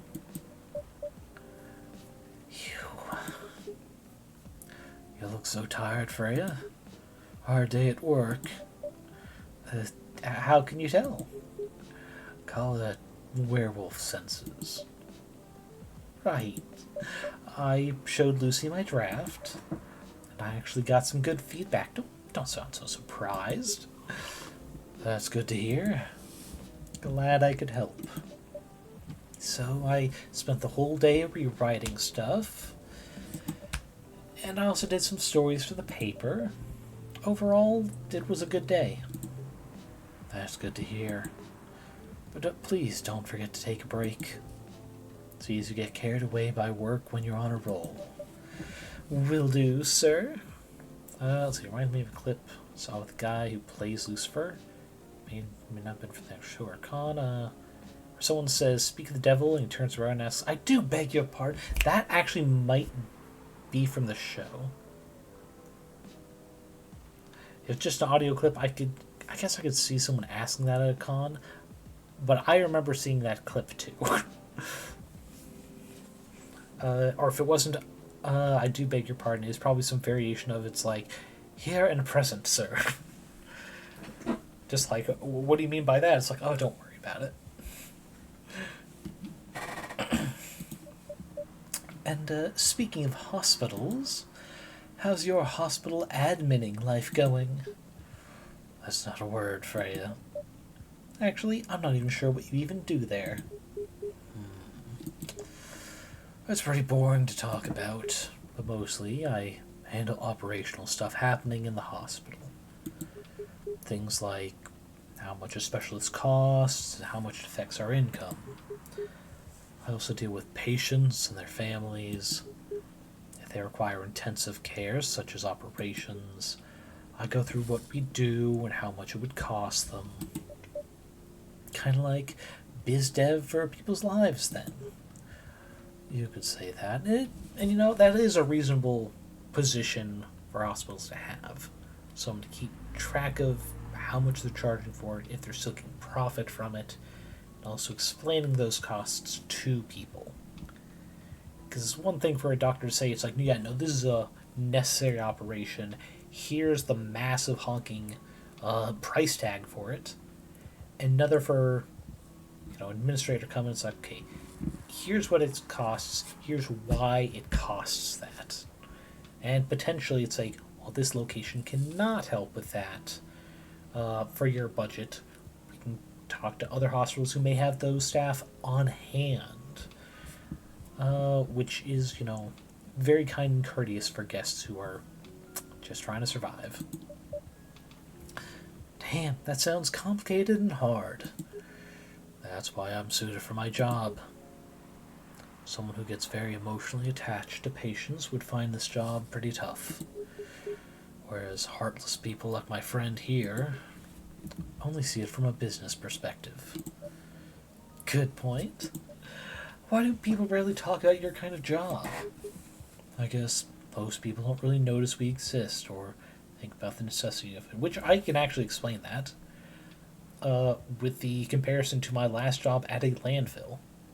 There are some roles that, if they're done right on a consistent basis, people don't notice you until you do something poorly or you aren't there. It's like, I've never had to ask for this particular task to be done before. And suddenly it's not getting done. Damn, I guess that person is actually doing their job properly. It's a sort of job that's very easy to overlook. It's like, because without it, you notice very much so. It's like, oh god, we need someone to do this thing. Exactly. It's an interesting job, yet no one talks about it. Maybe because most admins are just like me. We rarely talk about work outside the hospital. Well, why not? For me, I just don't find any reason to. Excuse me. It's the patient's personal lives anyway. Such professionalism and loyalty, unlike TikTok nurses. You should keep hold of that mindset, especially in front of this lady here. You? He needs to be a bit less loyal, though. Hide. You've been doing this job for a while, right? Almost 50 years now. Whoa, I didn't know that. Wait. 50 years in the same position? Uh-huh. Holy... Ask for a promotion, man! They keep offering me new positions. Mostly managerial. Take it! Reason, we don't need all these janitors. I never see him doing anything. 2 weeks later, why are the trash vans in the offices overflowing? And the staff kitchen looked like a burned out brothel. Yeah, no. It's fucking stupidest thing. And I'm gonna do minor tangent rant because I need to. Because the way it affects the tech industry. Fucking all the goddamn updates going out all the time for things that aren't major issues. Like, I get an update every once in a while where, like, a new vulnerability has been noticed and patched, or small quality of life features a lot of people ask me. I get those updates. If something is updating every fucking week, it's either their programming staff is shit and having to keep constantly fixing the problems caused by the last update, or they're having to prove that their job is necessary to the fucking CEO who wants to see constant updates as proof that they're doing something. Instead of just settling for, hey, it's working. There are no issues, there are no loopholes or bugs. We can just leave it be.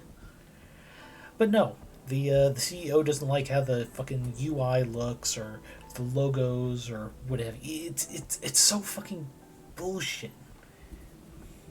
Like a recent change on Tumblr. Thankfully, it's not broken the XKit add-on I have that allows me to do quick reblogs and what have you. But they moved the like button, and in its place, there's now a download thing or something. I've never intentionally clicked it. I've clicked it, and it's like, that's not the fucking like button. I had to close another little thing. No. Stop moving shit to the most popular place. Okay, rant reined in, because I could go off that for another 10 minutes if I really needed to. If the guys in the back do their job right, as Brazen is saying, you never notice they're there, but you damn well notice when they're not. Yeah. And what's worse is people having to prove their necessity by doing unnecessary things is so bullshit. YouTube move the add to watch later button? Yeah. See, I thankfully have not had to make a playlist in a while. Except for, as a creator, it's like, here's all these videos of the same little series I did, so they're all grouped together. But it's like, yeah, no. I don't peruse YouTube logged in anymore. I don't trust fucking recommendations after all the AI bullshit they're doing to shorts. New, like, filters and stuff they add to it, so even realistic stuff blends in better with some of the better AI generated stuff. And I say better in terms of visual quality, not in terms of content. Fuck AI, it ruins stuff even if I find out about it after the fact. And I am going to die on that hill if necessary. I'd just rather AI died on that hill instead, you know? Okay. Anchor out. We can move on with less aggravating story, I hope. Take the job position. It's like, not interested. Why? It's not something I want. Besides, as I've told you before, I fit perfectly in this position. But the salary must be better if you take the promotion, right? Of course. But what I get at the moment is more than enough for me right now. Reason I enthusiastically press don't recommend channel to a lot of AI crap. There are a few people who follow MIB religiously. Incidentally, people who use their own voice for the job, yeah. And see, it's like some people who agreed in the contract to let their voice be used for AI shit, being voice actors, like, I get how they can be put in that position. Especially if the people, quote-unquote, asking are all but admitting to an open gun at said VA's head. It's like, look, you can sign this contract now, or we are never going to hire you again. Which is a particular bit of, I'm just going to call it what it is, blackmailing, that should be outright made illegal. Hence why voice actors need a union. But also, here's something that a lot of people probably don't notice, unless you frequently watch YouTube in a private window without your login in. Every time I have to start a new browser for that, I close it, loses all the, background cookies for preferred settings on it. By default, every video you click to after a, search has a bunch of extra shit on the URL that defaults to a custom-made playlist based on this one video you search for. Because, of course, there are no more homepage recommendations if you don't have a search history anymore. And you have to click the copy URL, paste it, delete the unnecessary shit, and then from that page, all the recommended videos are still gonna have that string of it.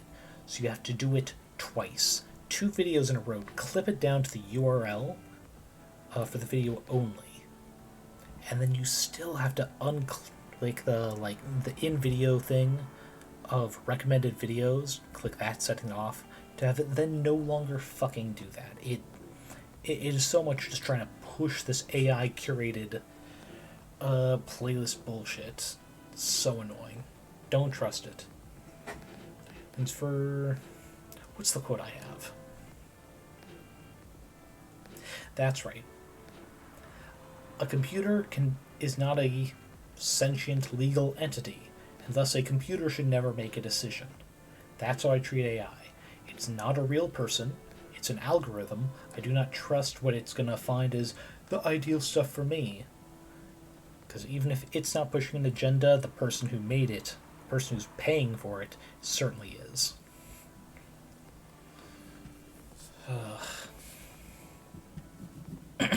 So what we're getting at, right? Gala's right.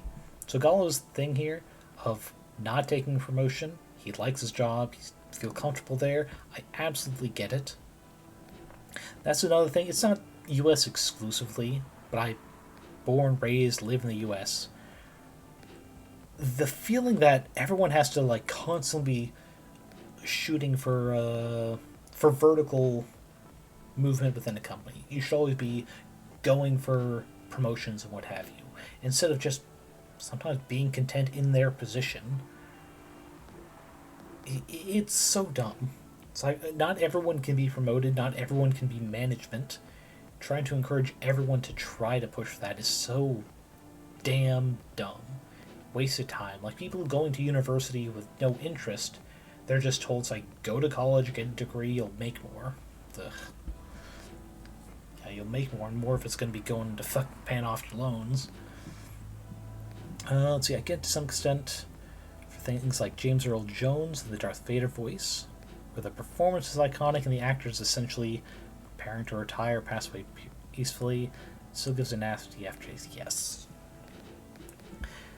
Now, if it's some sort of contract where it's like that situation, iconic voice, plan to retire, if they're getting it some sort of like royalty where it's like, yeah, you can use my voice, you're still going to be fucking paying me for every use of it, completely on board for that.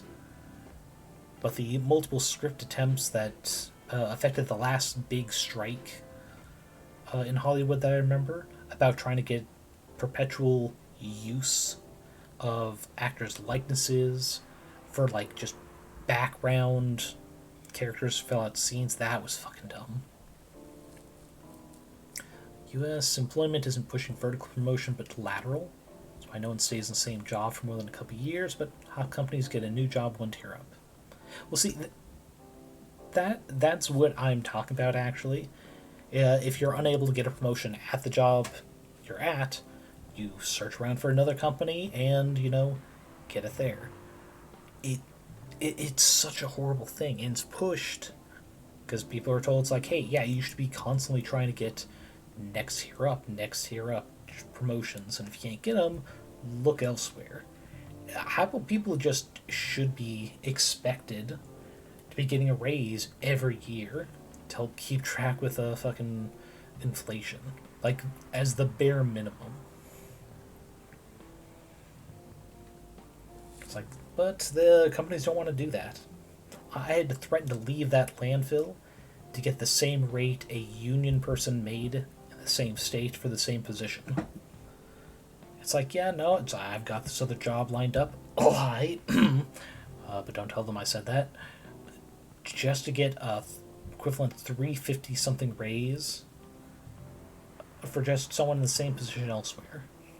And a non-union position should not make that much less. Especially for an entry-level, just pick and trash, mowing type job that I had.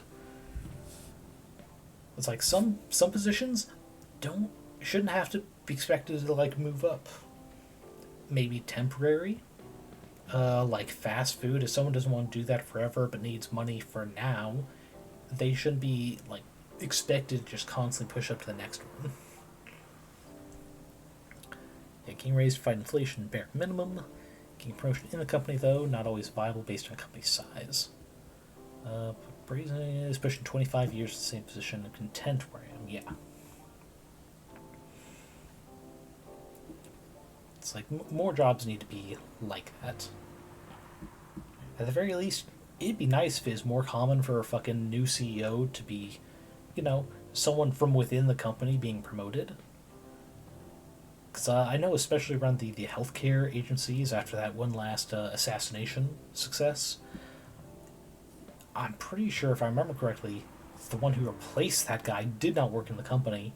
He just also worked in the industry and got hired from a different company. It's like, no.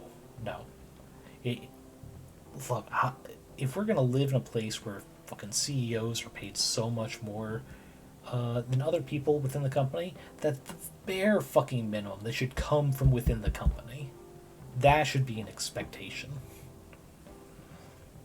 The Brazen says, run the print room at work, don't want to be promoted to a position of, responsibility for a larger chunk of the company.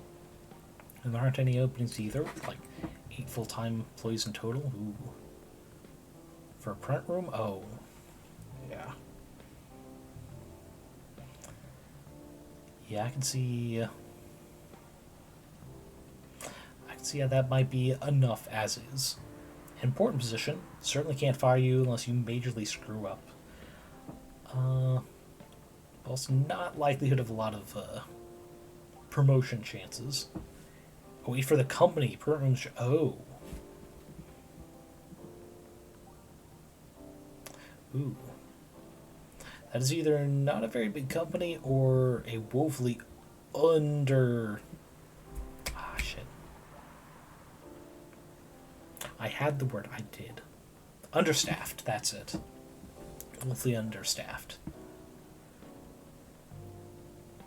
Yeah, that's not a lot of people. Fuck, it might actually be more people in your average McDonald's, to be honest. If only for the multiple shifts. Which might be a comparison neither you nor anyone else likes. Oh, hey, now apparently got achievement because I've listened to all the songs. Though I think, above all else, one thing we can both agree on, praise, is that fucking employment right now sucks. Sucks major ass everywhere. With people chasing profits rather than decisions that actually help the company long term. Because profits are important, for sure. But they need to be sustainable. Small company, okay, that's good. Just need the print room, but the sign auto decor wing has 2 to 3 people any given day. Okay.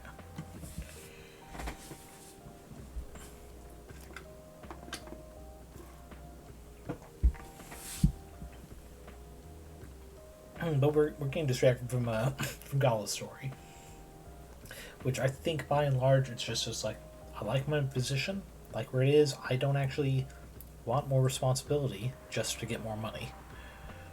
Limit how many people you need. Frankly, single printer. Yeah, that's very fair.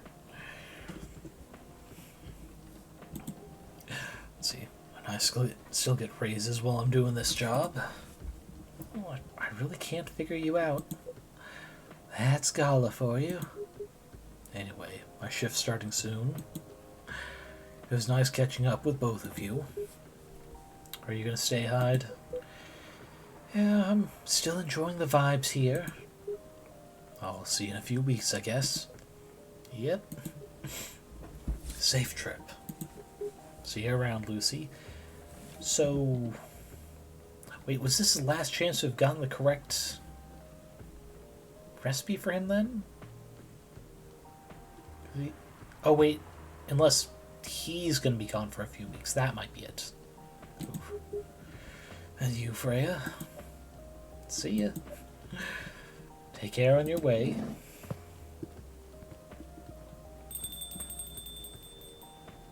Yeah, I forgot that Hyde's from out of town, so it's a chance for him to not be back for a few weeks. You know? You know, it's kind of hard to believe. Someone like Gala could be your best friend. You were just talking about that before you arrived. Oh, really? Man, I missed an interesting story. So, how did you guys meet? Seriously, I have to retell the story? Yes. Come on, you're not going anywhere, right? Alright then. We met in this place back when it was a bar. Fade black. Whoa! I never knew Gala used to be in the army. I mean, he's got the build to be on the front line. Still, though, why'd he make the jump from, how should I say this? A very physical job to medic? Well, he's not comfortable talking about it right now. But you know why, right? Come on, Freya, this is his friend of more than 50 years. Are you trying to squeeze the story from me? Obviously. He doesn't want to talk about it. That's him, not you, Freya. Seriously, Freya? Come on. I won't go into details, but going to war, it messes with your head. Oh. Yeah, where do you think this is going, Freya? He's a veteran and a werewolf. You see why Gala doesn't want to talk about it, huh? I don't get it, but it must be difficult. Especially back then. The only thing he was confident in was his strength. So he only did work that relied on his muscle. That wouldn't help him get over his trauma though, right? Of course not. But it was the only thing he could do. Or at least, it's the only thing he thought he could do. But you hired him for his muscle. Hey, I didn't know about all that at the time. Besides, he's good at being a bodyguard. And we weren't that close yet. So, no personal feelings. I needed his strength. But then I got to be interested in him. Interested? I think he's a cool person. That's all. And after a few months, I noticed his problem. I suggested he talk about it with someone, seek help, which he refused. No surprises there, but I kinda pushed him to do it. How? It's complicated. Eventually, he did go to get professional help.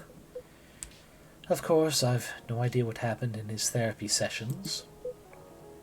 But in the end, he found a new purpose in his life. He quit working for me, and not so long after that, he started working at the hospital. And he's been Oh. Hey, it's this person who we still don't have a name for. If it's something really on the nose like Apollo, though, Well, actually, no. If it's Apollo, I'll be a little sad at that. If it's another space term, but like slightly niche, I'll allow the punnery. Good evening, everyone. Buzz? See, I'd be okay with Buzz. Or heck, even Aldrin. Just because Buzz Aldrin is not as well known. I would also accept any of the Russian cosmonauts, or even Laika. Laika would be fun. Oh boy. Good evening. It's nice to see you again. We are also glad to see you, barista. By the way, I didn't catch your name last time you visited. Do you have a name? Name? We sure have. On Earth, please call us... Okay. I'm not totally against Neil. I'm not. But Neil Armstrong is definitely more well-known Buzz Aldrin. Just putting it out there. Neil... that's a good one. Actually, that's a great one, Grayson. Especially because apparently they're an alien.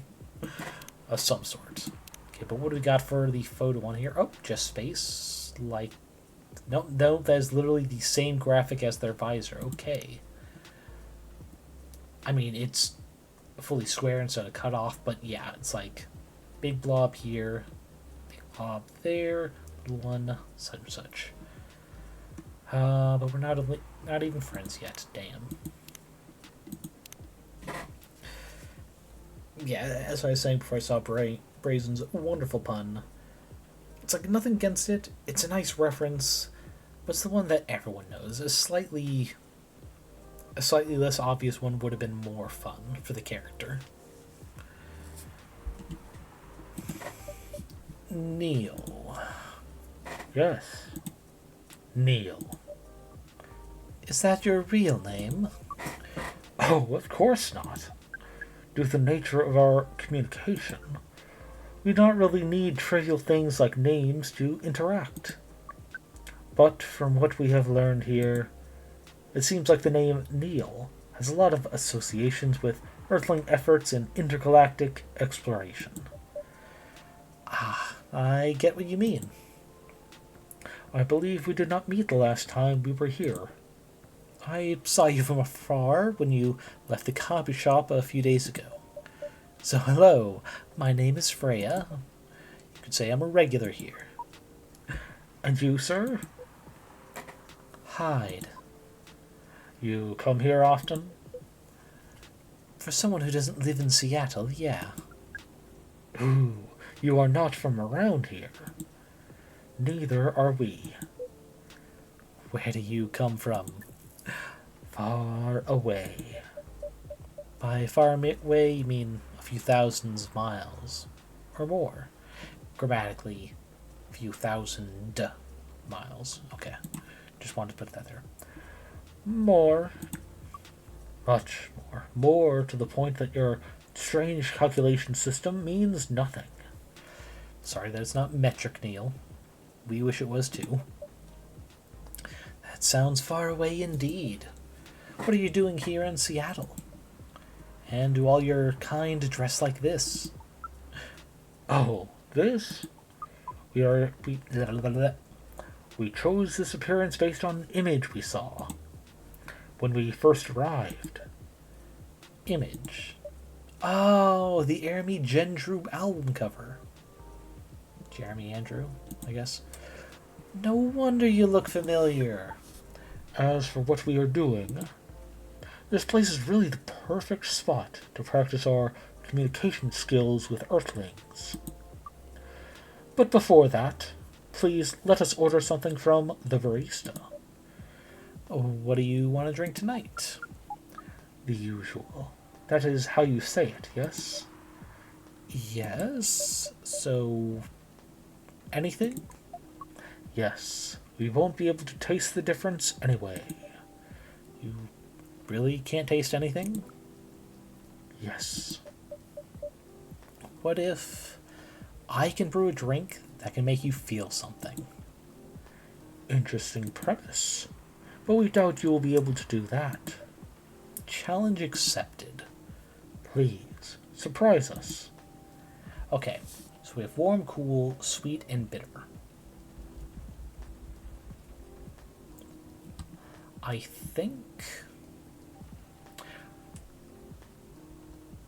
Actually, let's see. So we get high bitter with chocolate, but also green tea. Okay, so 4 looks to be the most we can get anything. I think if we max something out, we can get it. So I think perhaps...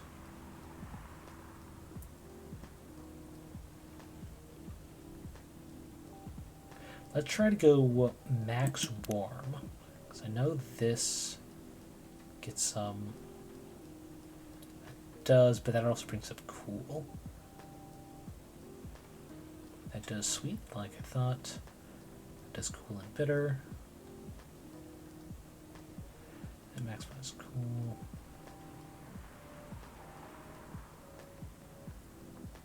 Actually, wait a second. What have I done with tea before? Masala chai. So I'm feeling that's not going to be it, actually.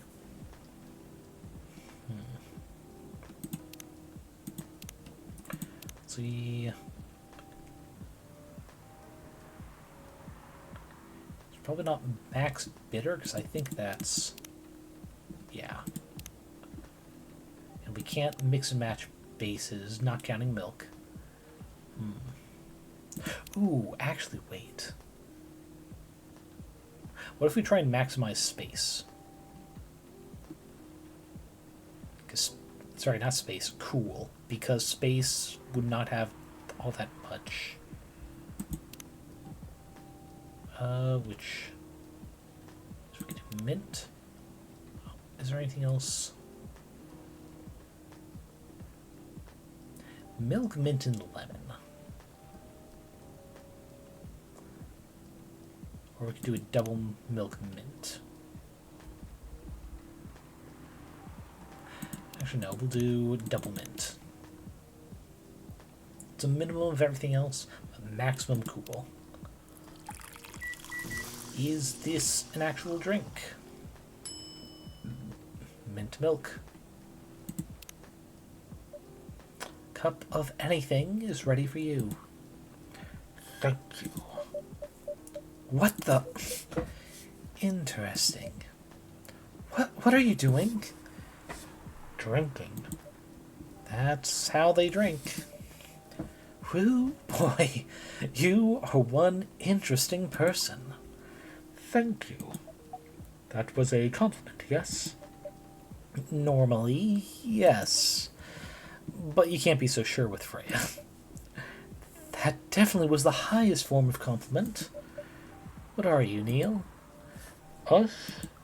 We are travelers, doing our job in the space you call the Milky Way.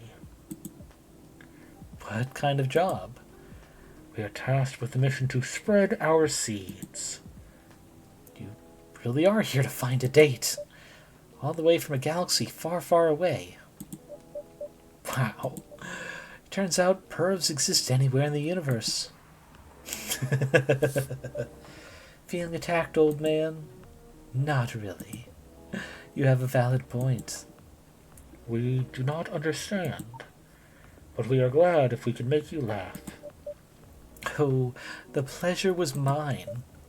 If I may ask, why do you have to breed with us? We are sorry, but that is classified information. Ah, man. Well, how's the mission going so far? We cannot say it is going well. I'm not surprised.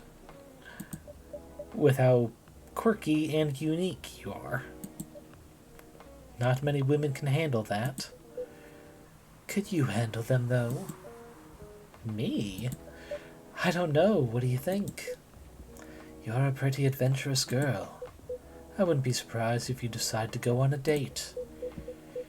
Or maybe go further, if it got you a good story. Oh, you're not offended by that. Not in the slightest. You're wrong, though. I'd go on a date with him, but I don't like to sleep around. Really. To be honest, I didn't expect that. Yeah, I get that a lot.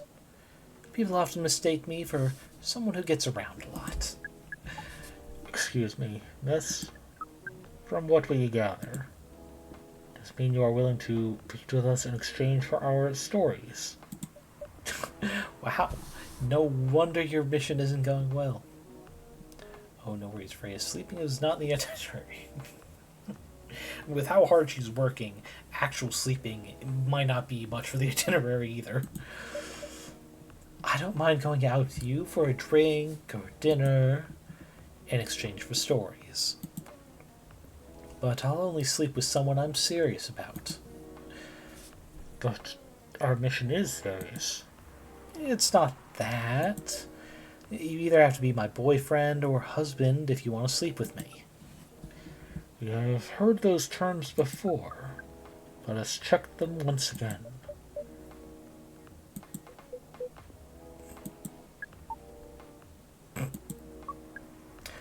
This is very strange.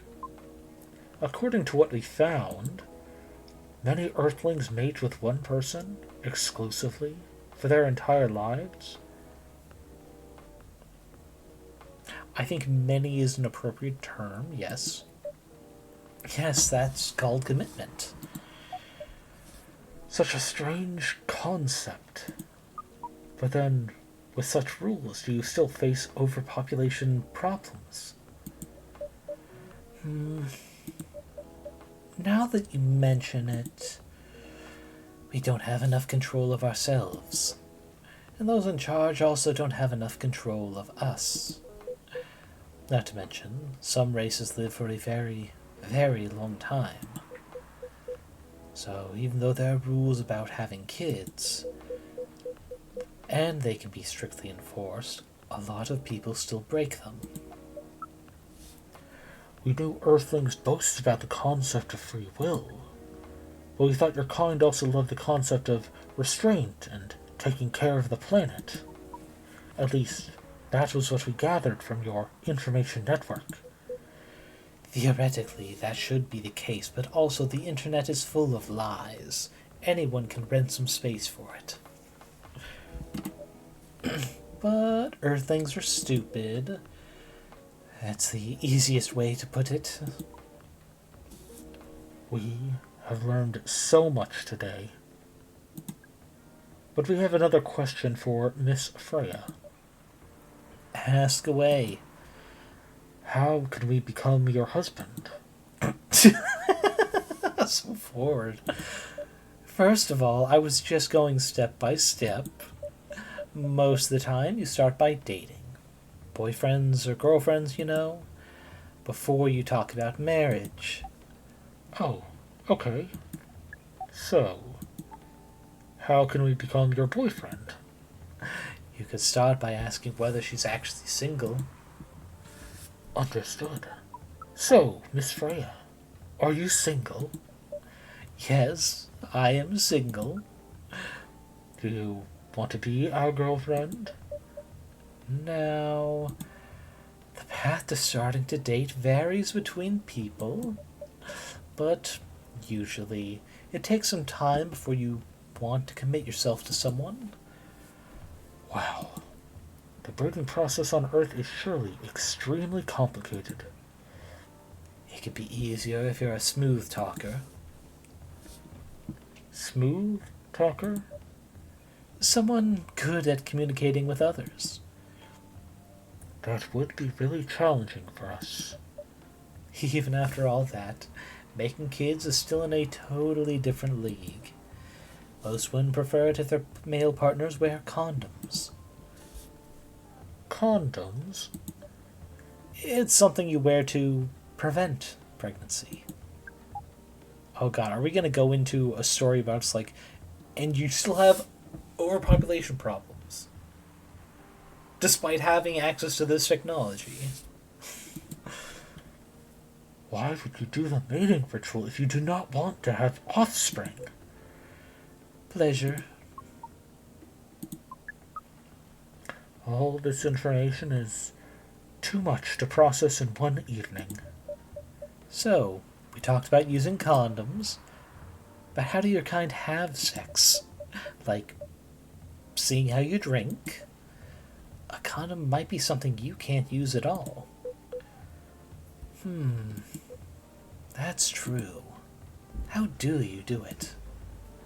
We are pretty flexible with that, but we cannot tell you the details, unless we agree to do the mating ritual.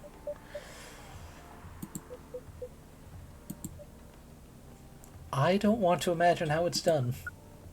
Oh, you do not need to worry. You will not hurt anyone physically or mentally. Yeah, I'm not so sure about that. Especially the mental part. We did our research. We tried it on the testing object we made. It was proven.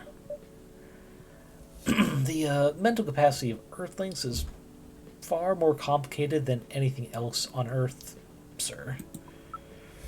Oh, we did not know that. Being born on Earth sounds very difficult. It is. I have to agree with that. Anyway, thank you so much for the information you have given us tonight.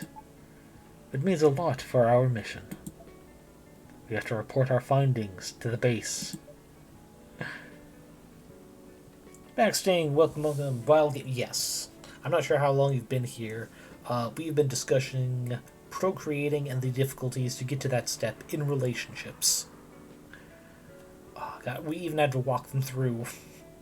It's like some people like to save themselves for being married. Long enough to introduce the idea of okay, yeah, that was like not the tip of the iceberg, the height of strangeness in this story, especially with the it's like, why would you guys partake in the breeding ritual and then wear something to prevent it? Which is like, good point. Better question, how are we still overpopulated with access to said technology? And here's a spoiler for you, the government should be absolutely providing those free of charge. ugh. Like, you have to think, it's like, what would be better for a family? Accidentally partaking in the act, leading to an unwanted child that will potentially never be fully loved, in the same way that someone who has a child, goes through with it, succeeds, can love theirs. It's like, but no, Johnny Government doesn't care about that. Let's see. We are not sure yet.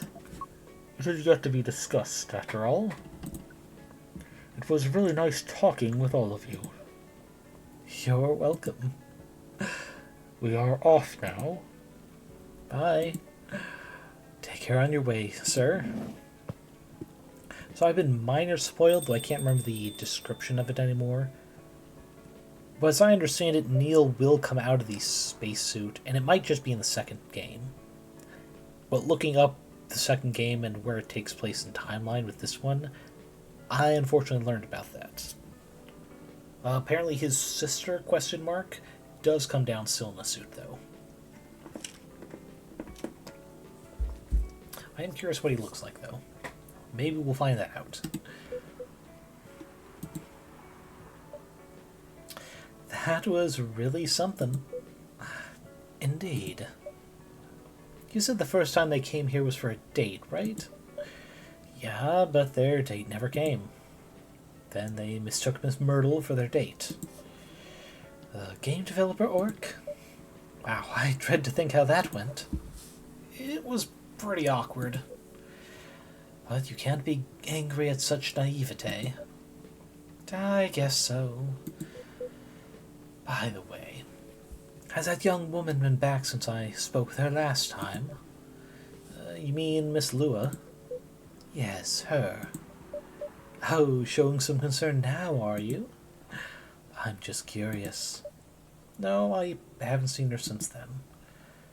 But her boyfriend did come a few days ago. And Freya was being pretty nosy. To the point that Mr. Gala joined the discussion. Oh, accidentally clicked that. Sorry, wandering mouse. My. You really have a knack for starting trouble. Boyfriend, what? Was he working? Actually, the opposite problem. Let's see, it'll probably be easier if I bring up the photos for them. Okay, so first... Okay, we're at the bottom. Let's see. So, find her? Oh! Wait. She changed her profile picture. Oh, I just noted. I didn't know that was something that would happen. Oh, God. Yeah, Lua is this succubus who previously had a beach photo, which you would expect of a succubus. And all the shots in French up until this. But she's dating Bailey's, who is an elf. And it's pretty much Romeo and Juliet, the situation of families certainly will not approve. Bailey said, it's like, I will throw away my family to marry you, I don't care. And she went, oh, that's too much. We should break up. We don't know the exact reasons why. We suspect it's because she puts a lot of value in family connections, and then being told, it's like, we can throw away the family and make a family together. That she takes that a very different way than Bailey's meant. And also that Bailey doesn't quite understand the repercussions of that. I think...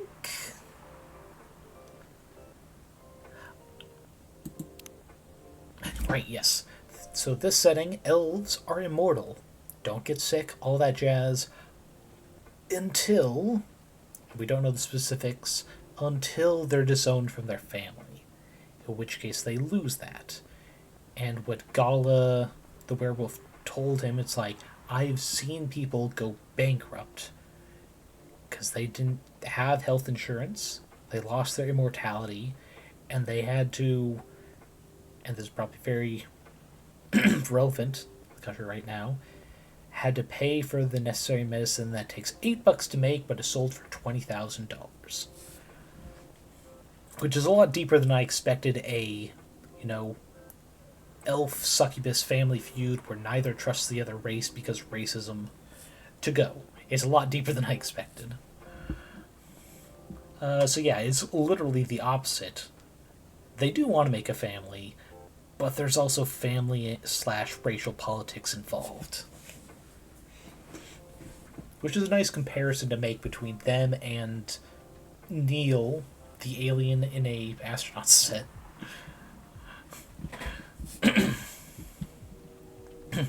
You really have a knack for starting trouble, Freya. Sadly, I have to agree with that. It's not easy to make Gala join a random conversation, unless it really piques his interest. Or it annoys him. I don't know how to react to that. Well, I need to catch a flight to Seoul tomorrow. So, I'm off for the day. Oh, you're leaving Seattle so soon? It's only for a week or so. I'll be back here sooner than you know. Oh well, it'll be a peaceful week then. Anyway, I need to get going as well. Thank you for letting me stay without ordering anything. I didn't even notice that. You really don't care about business. She didn't order anything, but she did attract people to the shop. That's one way to put it. Anyway, Freya, do you want to share a cab? Thanks, but I'm riding my bike. Alright then, see you around. Take care on your way, folks. There's the end of that night. Alright, espressos made before. Oh, there's one thing I forgot to check. After we get the morning newspaper. Well, evening newspaper. Okay, September 30th, 2020. And current headliners are: protests arise over government treatment of Atlantic. Oh, they're using the photo. They're using the photo. Oh. Okay, for those who don't know, a couple of years ago, it wasn't a proper cop, I don't think. I think it was like security at a university. The photos were taken of said cop pepper spraying student protesters. Yeah, the college rent-a-cop guy. And the thing about that image is, the university paid a lot of money to try and bury that photo. So, of course, people made sure to save copies of those photos and bring it up often to make all that money go to waste. Fucking... not even just pepper spray, but it is, like, designed for distance pepper spraying on peaceful protesters. Like, they weren't forming shield walls and shouting slurs at the police or anything like that. It was like one of those sit-in type protests. And just, like, casually pepper spraying from a distance. Absolute bullshit. So the fact that they're using a reference to that for this newspaper is hilarious to me. And there's two other headlines too, actually. Dwarven-made cars face challenge against an unexpected competitor. Ooh. Are we going to get our first dwarf character? We haven't had any new ones in a while, since Neil, actually. Or the Mother Earth Organization fights to save more forests. Okay, so Georgie is likely going to show up tonight because cop shit's happening. Aqua, maybe? Because Aqua's an immigrant from Atlantis. And potentially a new dwarven character for something on this. Because the only other person I can think of that would have popped up is Hyde, but he just left town. And that's because he, gets invested with startups. Perhaps Gala? Haven't heard something from him? Who's to say? Okay, before anything else, group pad, because I forgot to check. The tea that I didn't get submitted. Oh, wait, no. No, it was the milk thing. That was what I was like, but that's also not submitted, damn it. See, this is what I dislike. Because even though we made a drink that Neil apparently was okay with, it wasn't added to the list of anything.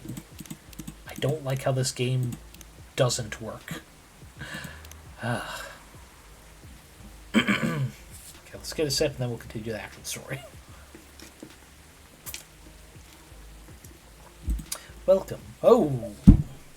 Good evening, sir. What voice go for typical, like, Men in Black style agent? Complete with fucking pen, question mark? I can't do something too so much my own voice, or it's gonna fuck me up. High squeaky voice would be funny. Gotta flash things, probably, yeah. Ooh, I could... It's been a while, and I could use some more practice. I could try for a completely monotone, no emotion. Yes, let's go for that. Hello. I'm from the Federal Immigration, Regulation, and Enforcement Division.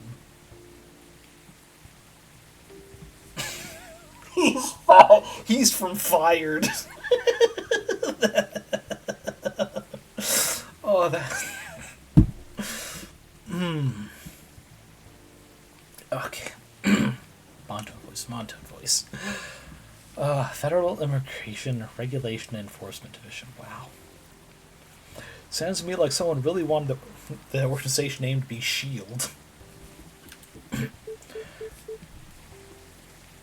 Really? No division in there? Okay. Or FIRE for short.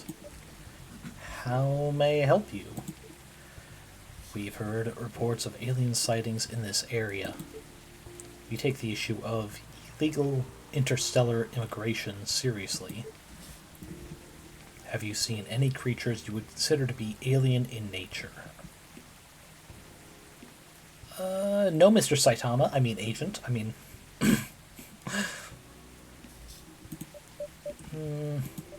I don't think so. But what should I be looking for? What's the alien look like? We're not 100% sure. But according to some eyewitnesses, it's wearing a spacesuit or something similar. That's a pretty eye-catching outfit. And you haven't run into them yet. Yeah, Max, there's this weird guy in a suit who came in and claimed he's a federal agent. Seems pretty strange to me. You'd think an illegal alien would try to blend in better, right? To avoid attention, you know? That is a very good point. In fact, there might be a solid possibility that we've been running around after false testimonies. They are superior creatures, after all. Thank you for the help. I am pinning that reason. 1 sec. I will just do 20 minute.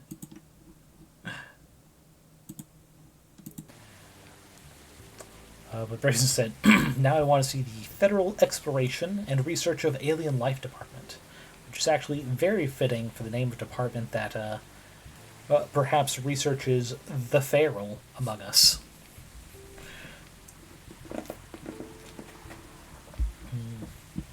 Sounds Spice Mancer-esque, you know? That's a fair point. That does sound like a subdivision within the department of their main researchers. Alright, have a good night, Agent. If you see any suspicious activities, please contact us through our website. Oh, I trust this fucker even less now, actually. Not even a business card with a number or an address. No, go to the website. The thing that, just anyone can pay to have. I mean, not .gov website, perhaps, but still.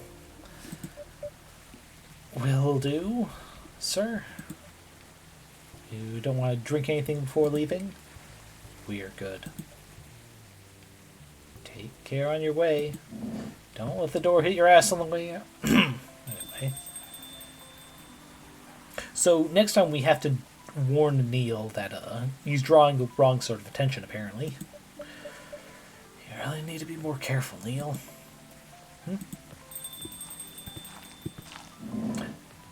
Hey, I called it!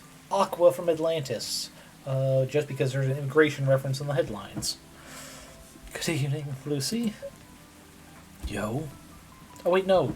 That's right. Myrtle was super femme. Or at least my attempt at it. Yo. Hello, Miss Aqua, Miss Myrtle. Have you both been somewhere together? We planned to meet here. It's just a coincidence we arrived at the same time. Would you like to order anything? Do you want to order first? Nah, you go first. Okay. Can I have a cup of green tea with a lot of mint? Ooh, hey. Made something very similar earlier. Cool and bitter.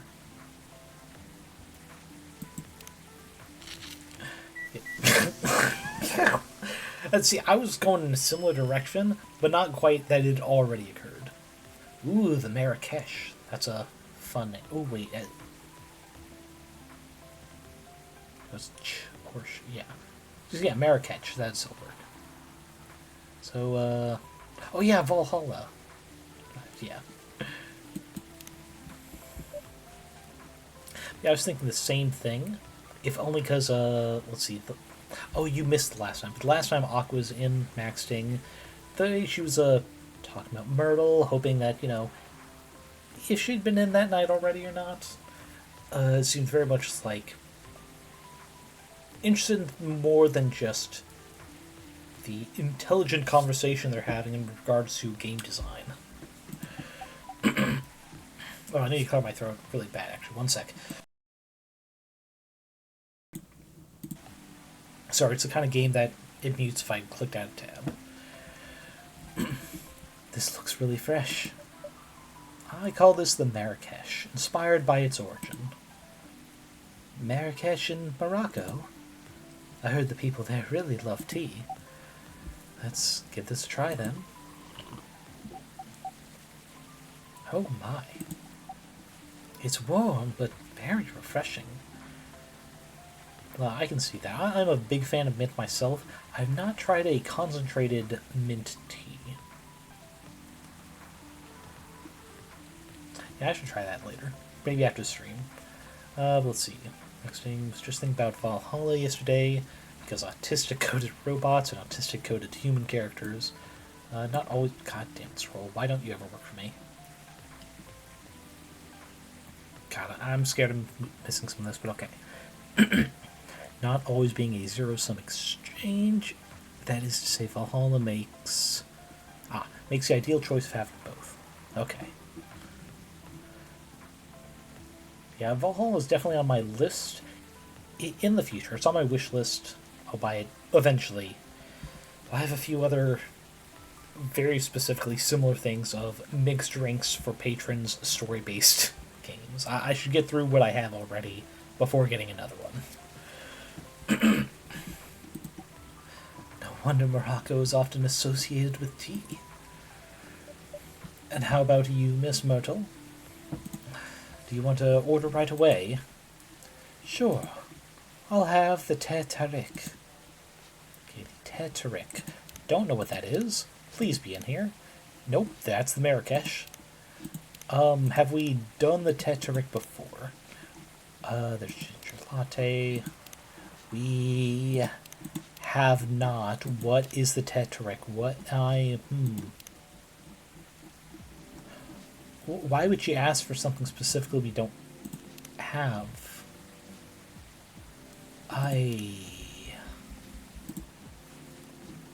Game, why are you so cruel? Also, I'm going to save because I don't think I've actually done that proper.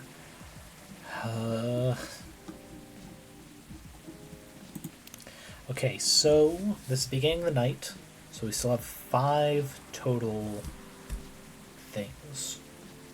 What's she gotten before? It's been like a week and a half since I last played. Actually, it's been a week and a half since I last played. I think we only would have had coffee and then just some of these when she first came in. So we'll try some of these. So Teterik might be a double coffee with something. Okay, first try, double coffee with cinnamon.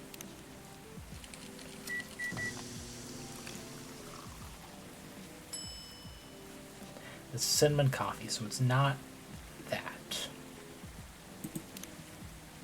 Okay.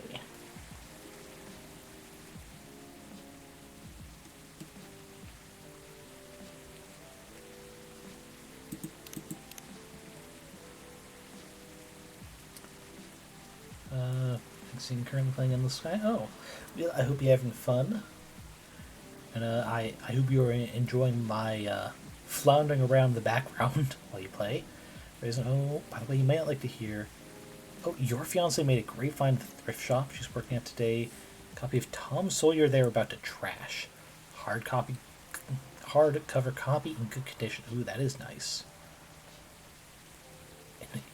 Original dust jacket for something 70-ish years old? That's actually pretty well done. God, they were going to throw it out? Man, I mean, if they're letting her just keep it. Like, I've gotten a few books like that when I worked at an antique store. It's like, yeah, we're tossing it out, it's not selling. And I took just 2 things on fairy tales just because they're cool and they have, like, the... Oh, shit, what is it? Nothing so... For woodcut illustrations, I don't think it's called woodcut, but it's pretty much like the... Woodblock, that's it, woodblock illustrations. Fucking horrific spines on them, but it is worthwhile to keep for the art. Yeah, thrift shops are weird about that. Oh, equivalent of Goodwill. And they just had that? They didn't even, like... Well, I guess if they're small enough, they might not have a... eBay equivalent for online. Yeah, woodblock illustrations. In 2 fairy tale books I have, that I got just because they're so done. Woodcut illustration thing is something I'd like to do if I had the time to pursue that hobby. Shit keeps coming up. Okay, Teteric. Baby double coffee lemon. It's a little strange, but maybe. Nope, that's black lemon. Okay, what else? What else could it be?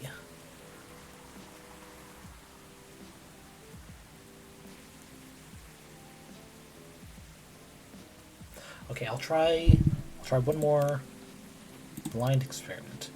A double coffee with ginger.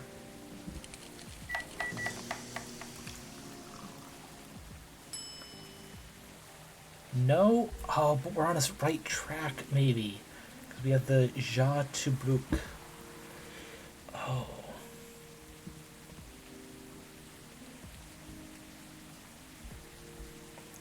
Okay, got there when we added the ginger. So maybe it's a coffee ginger thing. Let's see, next thing. Yeah, pretty good time just wandering around Remnant space to advance Remnant plot lines. Nice. We got to learn Remnant sign language at last. Honestly, the fact that there's a game with just a sign language to it, I love. Let's see, I'm gonna start it. Crash to start on the next one. But like my home game, I have ruled that like Undercommon Basic language in D&D is a sign-based language. Because having a fantasy language be something that's like disabled, safe for people to do, and also something that makes sense to be able to communicate silently in the Underdark. Fucking cool idea. More settings need to have something like that, and not just ignore the fact disabilities might be a thing. Ginger lemon coffee, no, okay.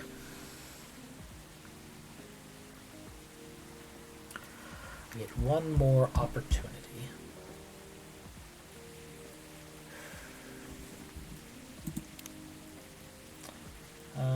Original species of Flarians. The main dialect of the TRC is a mixed sign and voice. I can't admit. What's that? Damn it. Yeah, it's cool when disability is seen as a way to help expand a setting without being like, it's like, oh yeah, they're the undervalued caste, whatever, born disabled, etc., etc. It's like, yeah, that's cool and all, but anyone can think of that. Think of things that allow disabilities to not be a hindrance. We need more of that. Like, there's variations for using exclusively one or the other. Those are somewhat artificial dialects as accommodations. See, that's this kind of thing. Like, you've even thought about it's like, what if some people prefer doing like all the sign or all the vocal port, and you're treating it as like reasons for that to exist, rather than just some little quirk that people don't typically look into. Let's see, right, is Tom Sawyer. It's a Rainbow Classics edition Tom Sawyer. Bookkeeping credits the binding pattern in the back. Oh, that's old. That is fucking old then. Holy shit. You not sure if it's woodblock that's mine? Yeah. No, the woodblock thing was just like some of the old ass books I've gotten for free because people are gonna toss. Okay, right. We have two other possibilities. We already know double coffee and ginger got something that's most similar name. I don't want to change away from coffee in case that's it.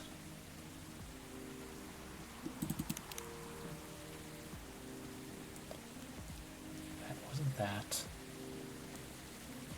Maybe mint? No, that feels like too many different things. And that was lemon coffee.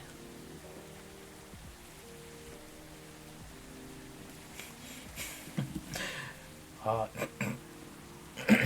that was an XKCD joke, isn't it? It's like how they moving a hyphen one word over. It's like it's an old, comma, ass book.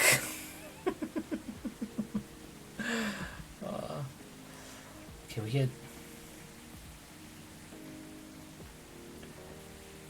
one more try. Double coffee, ginger was close, but it wasn't it.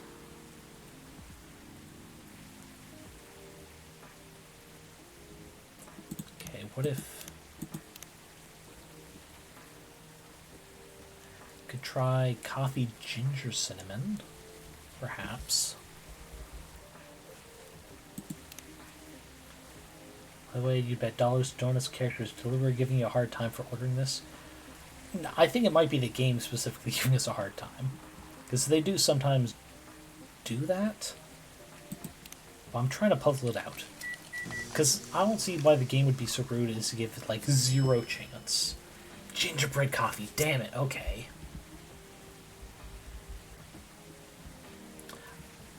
Okay, we're gonna trash it. Tetrick. We're going to try one thing. I'm going to just search Tarek. Because she is a game programmer, maybe she's using "t" as in the or spelling mistake. Tarek Skubal is an American baseball pitcher. And there's few people who have just Tarek for their Twitch and... Wait. Tarek Gamer. Counter-Strike Wiki. What? I don't think this is going to help me. God damn it.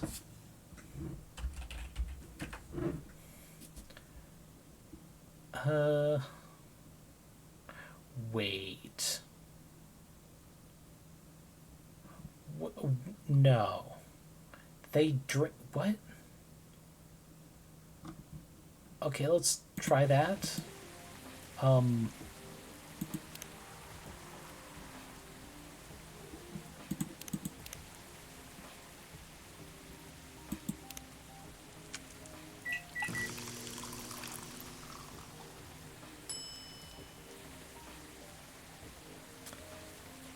mean, we'll try with Latte Arc. What I saw was apparently... And maybe it's just like misinformation, but apparently Baseball Guy likes tea that is very heavy on the cream, which we can technically replicate. But also, I missed some stuff. Let's see. Reason, Pathfinder Game Bronze. Party was instructed to meet someone at a tavern that was supposed to be named the Golden Brown Eye. This is maybe misplaced.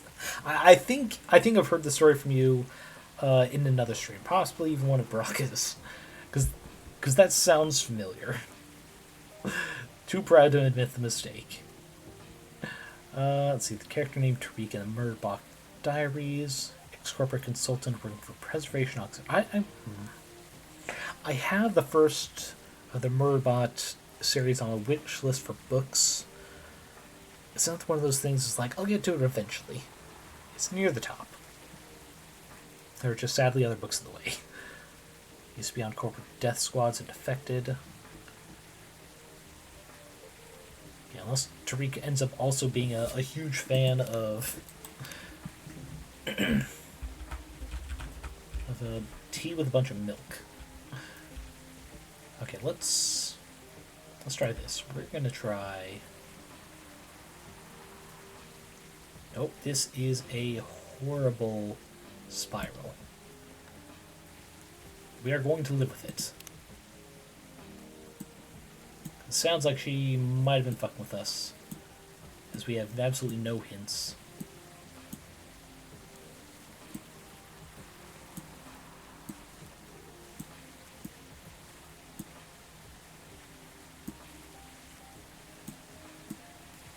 We're doing this because we can.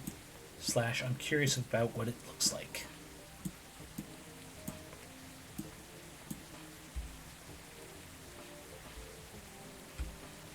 Looks really weird, to be honest.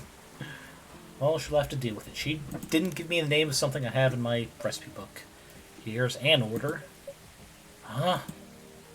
Is there anything wrong? Or, like, is there anything right? Because this is not what I ordered at all. Oh, I'm sorry. Let me fix for you. No need. Make sure it doesn't happen again. Okay. You could give me more than just, like, a name that I don't have in my recipe book. It's like... And see, again... Oh, wait, was that... Yeah, that was tea. And again, recipe does not get added. Even though apparently... what I made was still a drink.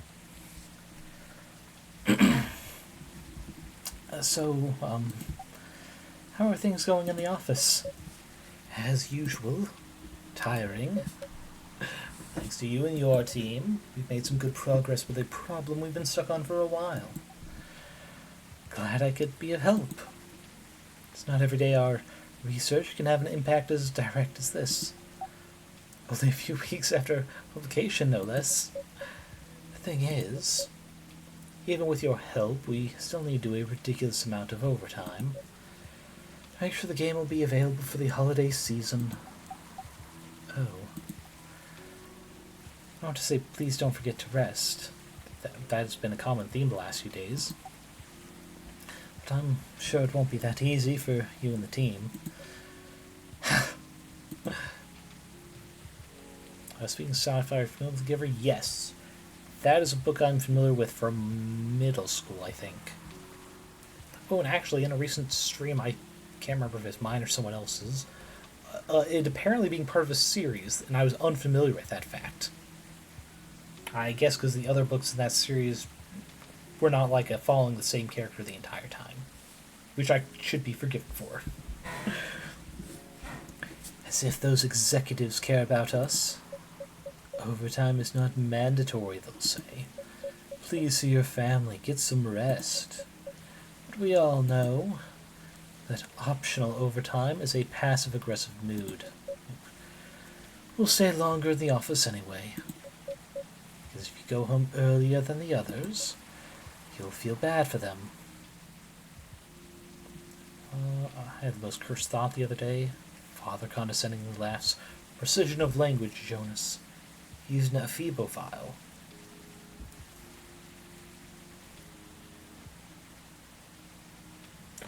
Wait. Wasn't there a comedian who made a joke about that? Well, they're not a, Yes, because a FIBA file is like a technical thing. It's like, not just underage, it's a specific age range of teenagers that they're attracted to. Right? That's what a FIBA file is.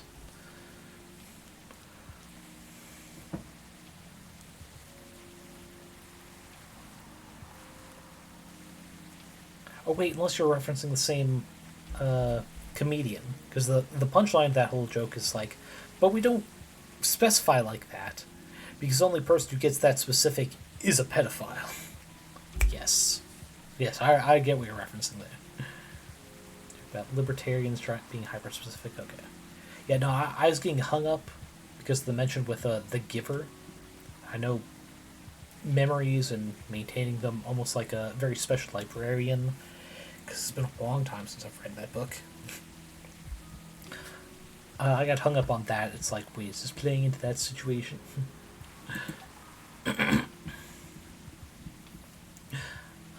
But yeah, oh wait, actually, there is a comment I'd like to make on this. The optional overtime, passive-aggressive move.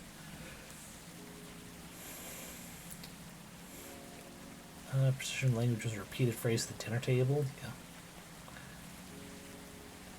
So less horrible, equally illegal as, the other thing, yes.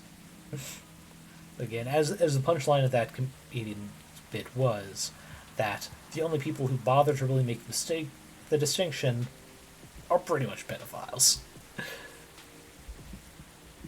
It's the thing here about the overtime is not mandatory passive aggressiveness. There's only one real way to get around it. Unfortunately, it's a bit of a prisoner's dilemma, depending on the group. And that is, work to the letter of the rule, but not the spirit. They're saying overtime's not mandatory with the implied, but you need to do it if you want to make the deadline. But if everyone took that literally, it's like overtime's not mandatory. It's like, oh good, and everyone goes home on time, they can't punish anyone. But all it takes is one person going, it's like, but I gotta stay in and do the overtime, make sure we make it. Then it's everyone's else looks bad. That's unfortunate. And it's why there are some management positions that are simply not needed, because they're just guilt-tripping assholes. Precision of language, Jonas, which at one point was the answer to, do you love me? Precision of language, Jonas, what do you mean by love? What do you mean by me? What do you mean by you? What does anything mean? It's like, well, there's a fucking dictionary here. How about we look some shit up instead of being a pedantic, not unanswering asshole? I suppose that's also supposed to be a moral of the book, right? It's like some people are gonna, instead of giving you an answer you're not gonna like, are gonna try to rephrase things. Reason I do make the distinction personally between the two to the concept of breeding age being a distinct awful. Yeah. Honestly, people who make the distinctions like, I'm not attracted to underage children. I'm just attracted to anyone who's of breeding age. It's like, even if that's like toned line of legality, that's fucking worse. It's horrific, man. Mostly just the concept of thinking it's like, yes, they're of breeding age. Yes, safe and legal. It's like, dude, castrate yourself with a rusty spoon, please. Help the rest of humanity, and don't. Oh yeah, that's another big thing. People couldn't see colors. Yeah, the Giver was very well written. It's just sadly not entertaining enough for me to go back and read it again, when I have so many other books. Oh, and just the free stories people make on AO3 of fucking more than 1 million words. Oh, God. Yes, the concept of familial love and precision of language. Just thing. I think that was important for kids to learn. It's just maybe something should be revisited later. Like one of those books where it's important to make sure people get the point.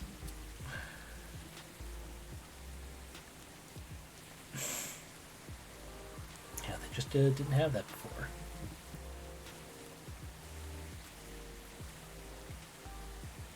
Sorry, I just had a realization that The Giver is probably also a very particular flavor of dystopian novel, but also not the sort of thing you like immediately think of for like a dystopian novel. I'm probably gonna have to fucking get a library card just so I can check out The Giver. Cause I don't think it's a book I want to own to reread, but I probably should reread it. Fuck. Like, just concepts like that might be really good for this next game. God damn it. Fucking my reading list grows with good ideas. Like, no hate to you, Maxine. It's like, the fuck. That might be really good for me. In my group. Ugh, damn. Why do all the good books have to be something I read years ago?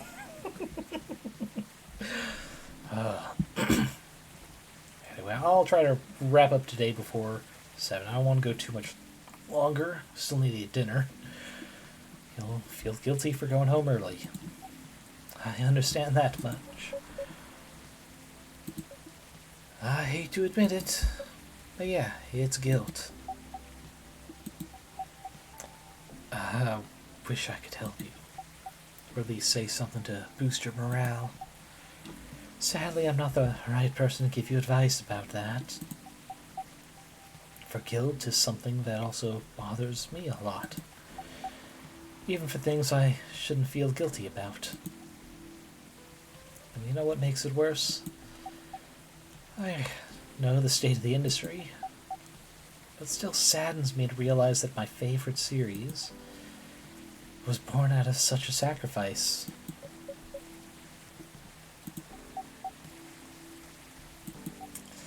I'm sorry I ruined the mood for everyone. Don't worry about it, Aqua. I'm not that bad off, you know. At least the company gives us decent compensation. Healthcare, bonuses, and so on. And we're already used to this. So don't you worry about me, okay? Getting used to unhealthy working conditions shouldn't be a norm. Hey, cheer up. Remember, your research helped us out a lot. Thanks to you, the rest of the development is going to be much easier. Oh yeah, and that's a good time point in the conversation to read this from Maxine. What you really want is world building ideas. You know, it'd be really great watching Studio Ghibli's own nature documentary. There's story of the Yanagawa canals. Goes into science, history, ecology, politics of the canals, including how they were almost destroyed by misuse, and someone made a mission of getting everyone in the city to fix them so they are no longer toxic hell rivers. Potentially, yes. I was actually thinking, because Campaign 3 is going to be, not a monster of the week, but like more like Star Trek's, where every episode could be just drastically different planet and political situation, what have you. Drawing from The Giver might be a really good one to throw them into. It's like you guys are in a completely unexplored world for this caravan of exiles and immigrants. They don't know what it's like. You are the scouting party, and they come across a like literal dystopian, but not like post-apocalyptic level destruction, and how they respond to that. And the fact seeing is, the exception of one member of the party, everyone has probably read The Giver in school at some point. They might be able to pick up the themes. We'll read some ballad or surgeon short stories then? Yeah. Oh no, it's like, if it's a proper like documentary I can watch instead of like a series, that might be good too. But I just meant like the inspiration for The Giver was like, it's a reasonably short book, and it's something I read in middle school, so the language would be a simple read. Chronopolis would be a great one because it's potentially dystopian. There's a response to a much worse dystopia. That's another good one, because at the very least it's new. Chronopolis. Something like that. Many things. Things to look into. Alright. How's your game going, by the way? Actually, I have some good news about it. Well, what is it? The game got approved to be showcased at Max West this year. So PAX East, Max West, get it? That's really good news. Congrats. Thank you. We're allowed a +1. Moto, would you like to... No. Unless... So, what's the problem then? I haven't confirmed my attendance to the org. Eh? Eh? Did I maybe call it? I haven't confirmed my attendance to the organizer. Why? Confirm it. Fast. Before they give your spot to another indie. I'm just not sure about it. Well, what's stopping you? Cost? The booth is free for indies. That's good then. And the event's even in Seattle. You don't need to spend anything on travel or accommodation. It's a golden ticket. But I'm not that confident. You pass the selection process, right? That should be enough validation to reassure you of the game's quality. If I'm not mistaken, the judges are usually prolific people in the industry, and also senior journalists. I know. I've told you about my game, right? It's pretty non-traditional. Thousands of people will be visiting Max, expecting Full Metal Conflict and other bigger games. Every game has its own market, you know? And you'll be in the indie area. People will know what to expect there. Gamers aren't stupid. What if some haters visit the booth? What if they don't like my game and say bad things about it? Or about me? That's not going to happen. It's an expo, not the internet. People are way nicer in real life when you're close enough to kick them in the nads and then stomp their throat while they're on the ground. But some haters visit the booth and I'll eat their kneecaps. Indeed, Max Ching. They don't deserve them after that. Even after all that, I'll still be there by myself for the whole event. Unless...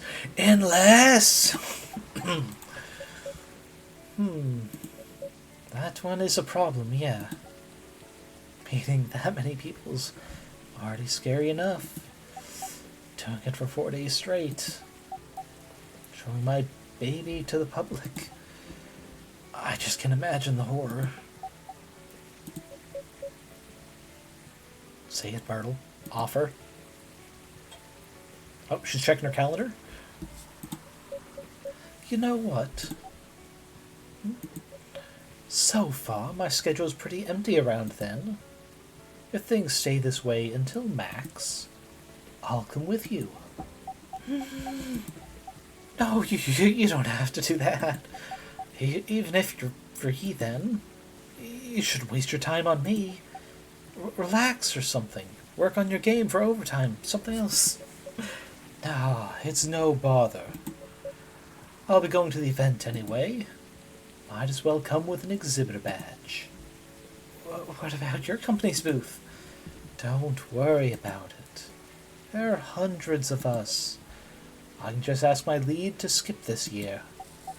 But I'm coming with you. Whether you like it or not. That's right. Put on the Dom voice, Myrtle. Okay. Good. Now, what are you going to show the game on? I'll have a laptop and a smartphone. Is the Expo build ready? Expo build? You're not planning to showcase the full version, right? That's the plan. Don't. I can give you the guidelines what to have for the Expo build. Do you have the game with you now? It's on my phone. I can send you the build now if you want. Do so. Okay. Oh, yes. It's all coming together. Got it. Now, let's see. Oh, is Freya finally joining? Oh, is it gonna... There we go. Oh, it's Miss Freya. Oh.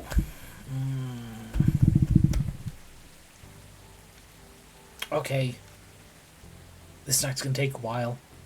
It always does with Miss Rachel, and in a fun way. We're gonna save and wrap up here. I want to pick up here for next time. Okay. So, let's go to the BRB screen. find someone to raid out to. It's only 3 minutes early, it's not too bad. Alright, thank you everyone for joining me today. We've had some very nice chats, multiple times, and about relevant topics as well, which is always good, not being distracted by completely unrelated things. I do like a game that inspires like critical thinking and comparisons to real life. Makes things feel a lot more intellectual as well. So games can be more than just a fun thing to do sometimes. It's nice if they actually enrich people's life, like a very good book. So we don't have a lot of people.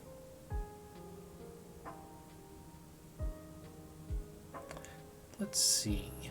I don't think I've gone to a Vixen Frost in a while. Maxine, you could recommend some other stories that aren't necessarily well known. You've read any of Everybody on the Moon is Essential Personnel? I have not. If there's a literal moon base, I could see why that title might be very literal. Everyone on Moon Essential Personnel. That should be enough for me to look it up. See if the setting at least is reasonable for inspiration for my little campaign. I do appreciate. Recognize the author from Going Around about transitioning. Possibly, especially if it's unattributed to them. Just because the only author I can think with K would not be Julian. God bless me by making me translate. Oh, I'm familiar with that quote. Yes, it's either not been attributed or the name just didn't jump out at me. But I'm familiar with the partaking in the act of creation quote for being trans. It's a very nice quote. I like it. I might make that quote for a cleric NPC. We'll see. But yeah, thank you for the recommendation. Let's see. Ooh, no. Vixen looks to have been going for almost 8 hours now, so they might be ending soon. Ooh. Trixie Faye, Deponia. Only a little bit more than an hour. So yeah, I think we'll go over to Trixie today. Doing some point-and-click adventure. Let's see. Turbo is just that awesome. Short story. Yep, if it's a short story, all the more so. But in the meantime, let's see. Flash read. There we go. Okay. So the raid is actually open. That's good. As always, my wonderful tome readers, thank you for joining. And as always, I hope you are eating enough, drinking enough, getting enough sleep. Take care of your body so your body can take care of you. And you know what? That's actually good advice. If they don't have your library, request it. Absolutely. But also, because we talked a lot about books and it's general good advice, that is going to be the raid message. Sleep. Yes, I should do. Yeah, go sleep, Brazen. Enjoy yourself, and I will see you around. If you bought a big collection of blank games for charity in 2020, you may already own it. Unfortunately, no. I think the first time I started doing charity game purchases was like 2022. If only from like not really trusting them until I got into streaming myself. But yeah, I think if you don't have it at your library, request it. Very good great message. See you around. Hope you enjoy Trixie Faye. They're a fun, little goofy streamer. This point and click looks to be just as goofy. See y'all around.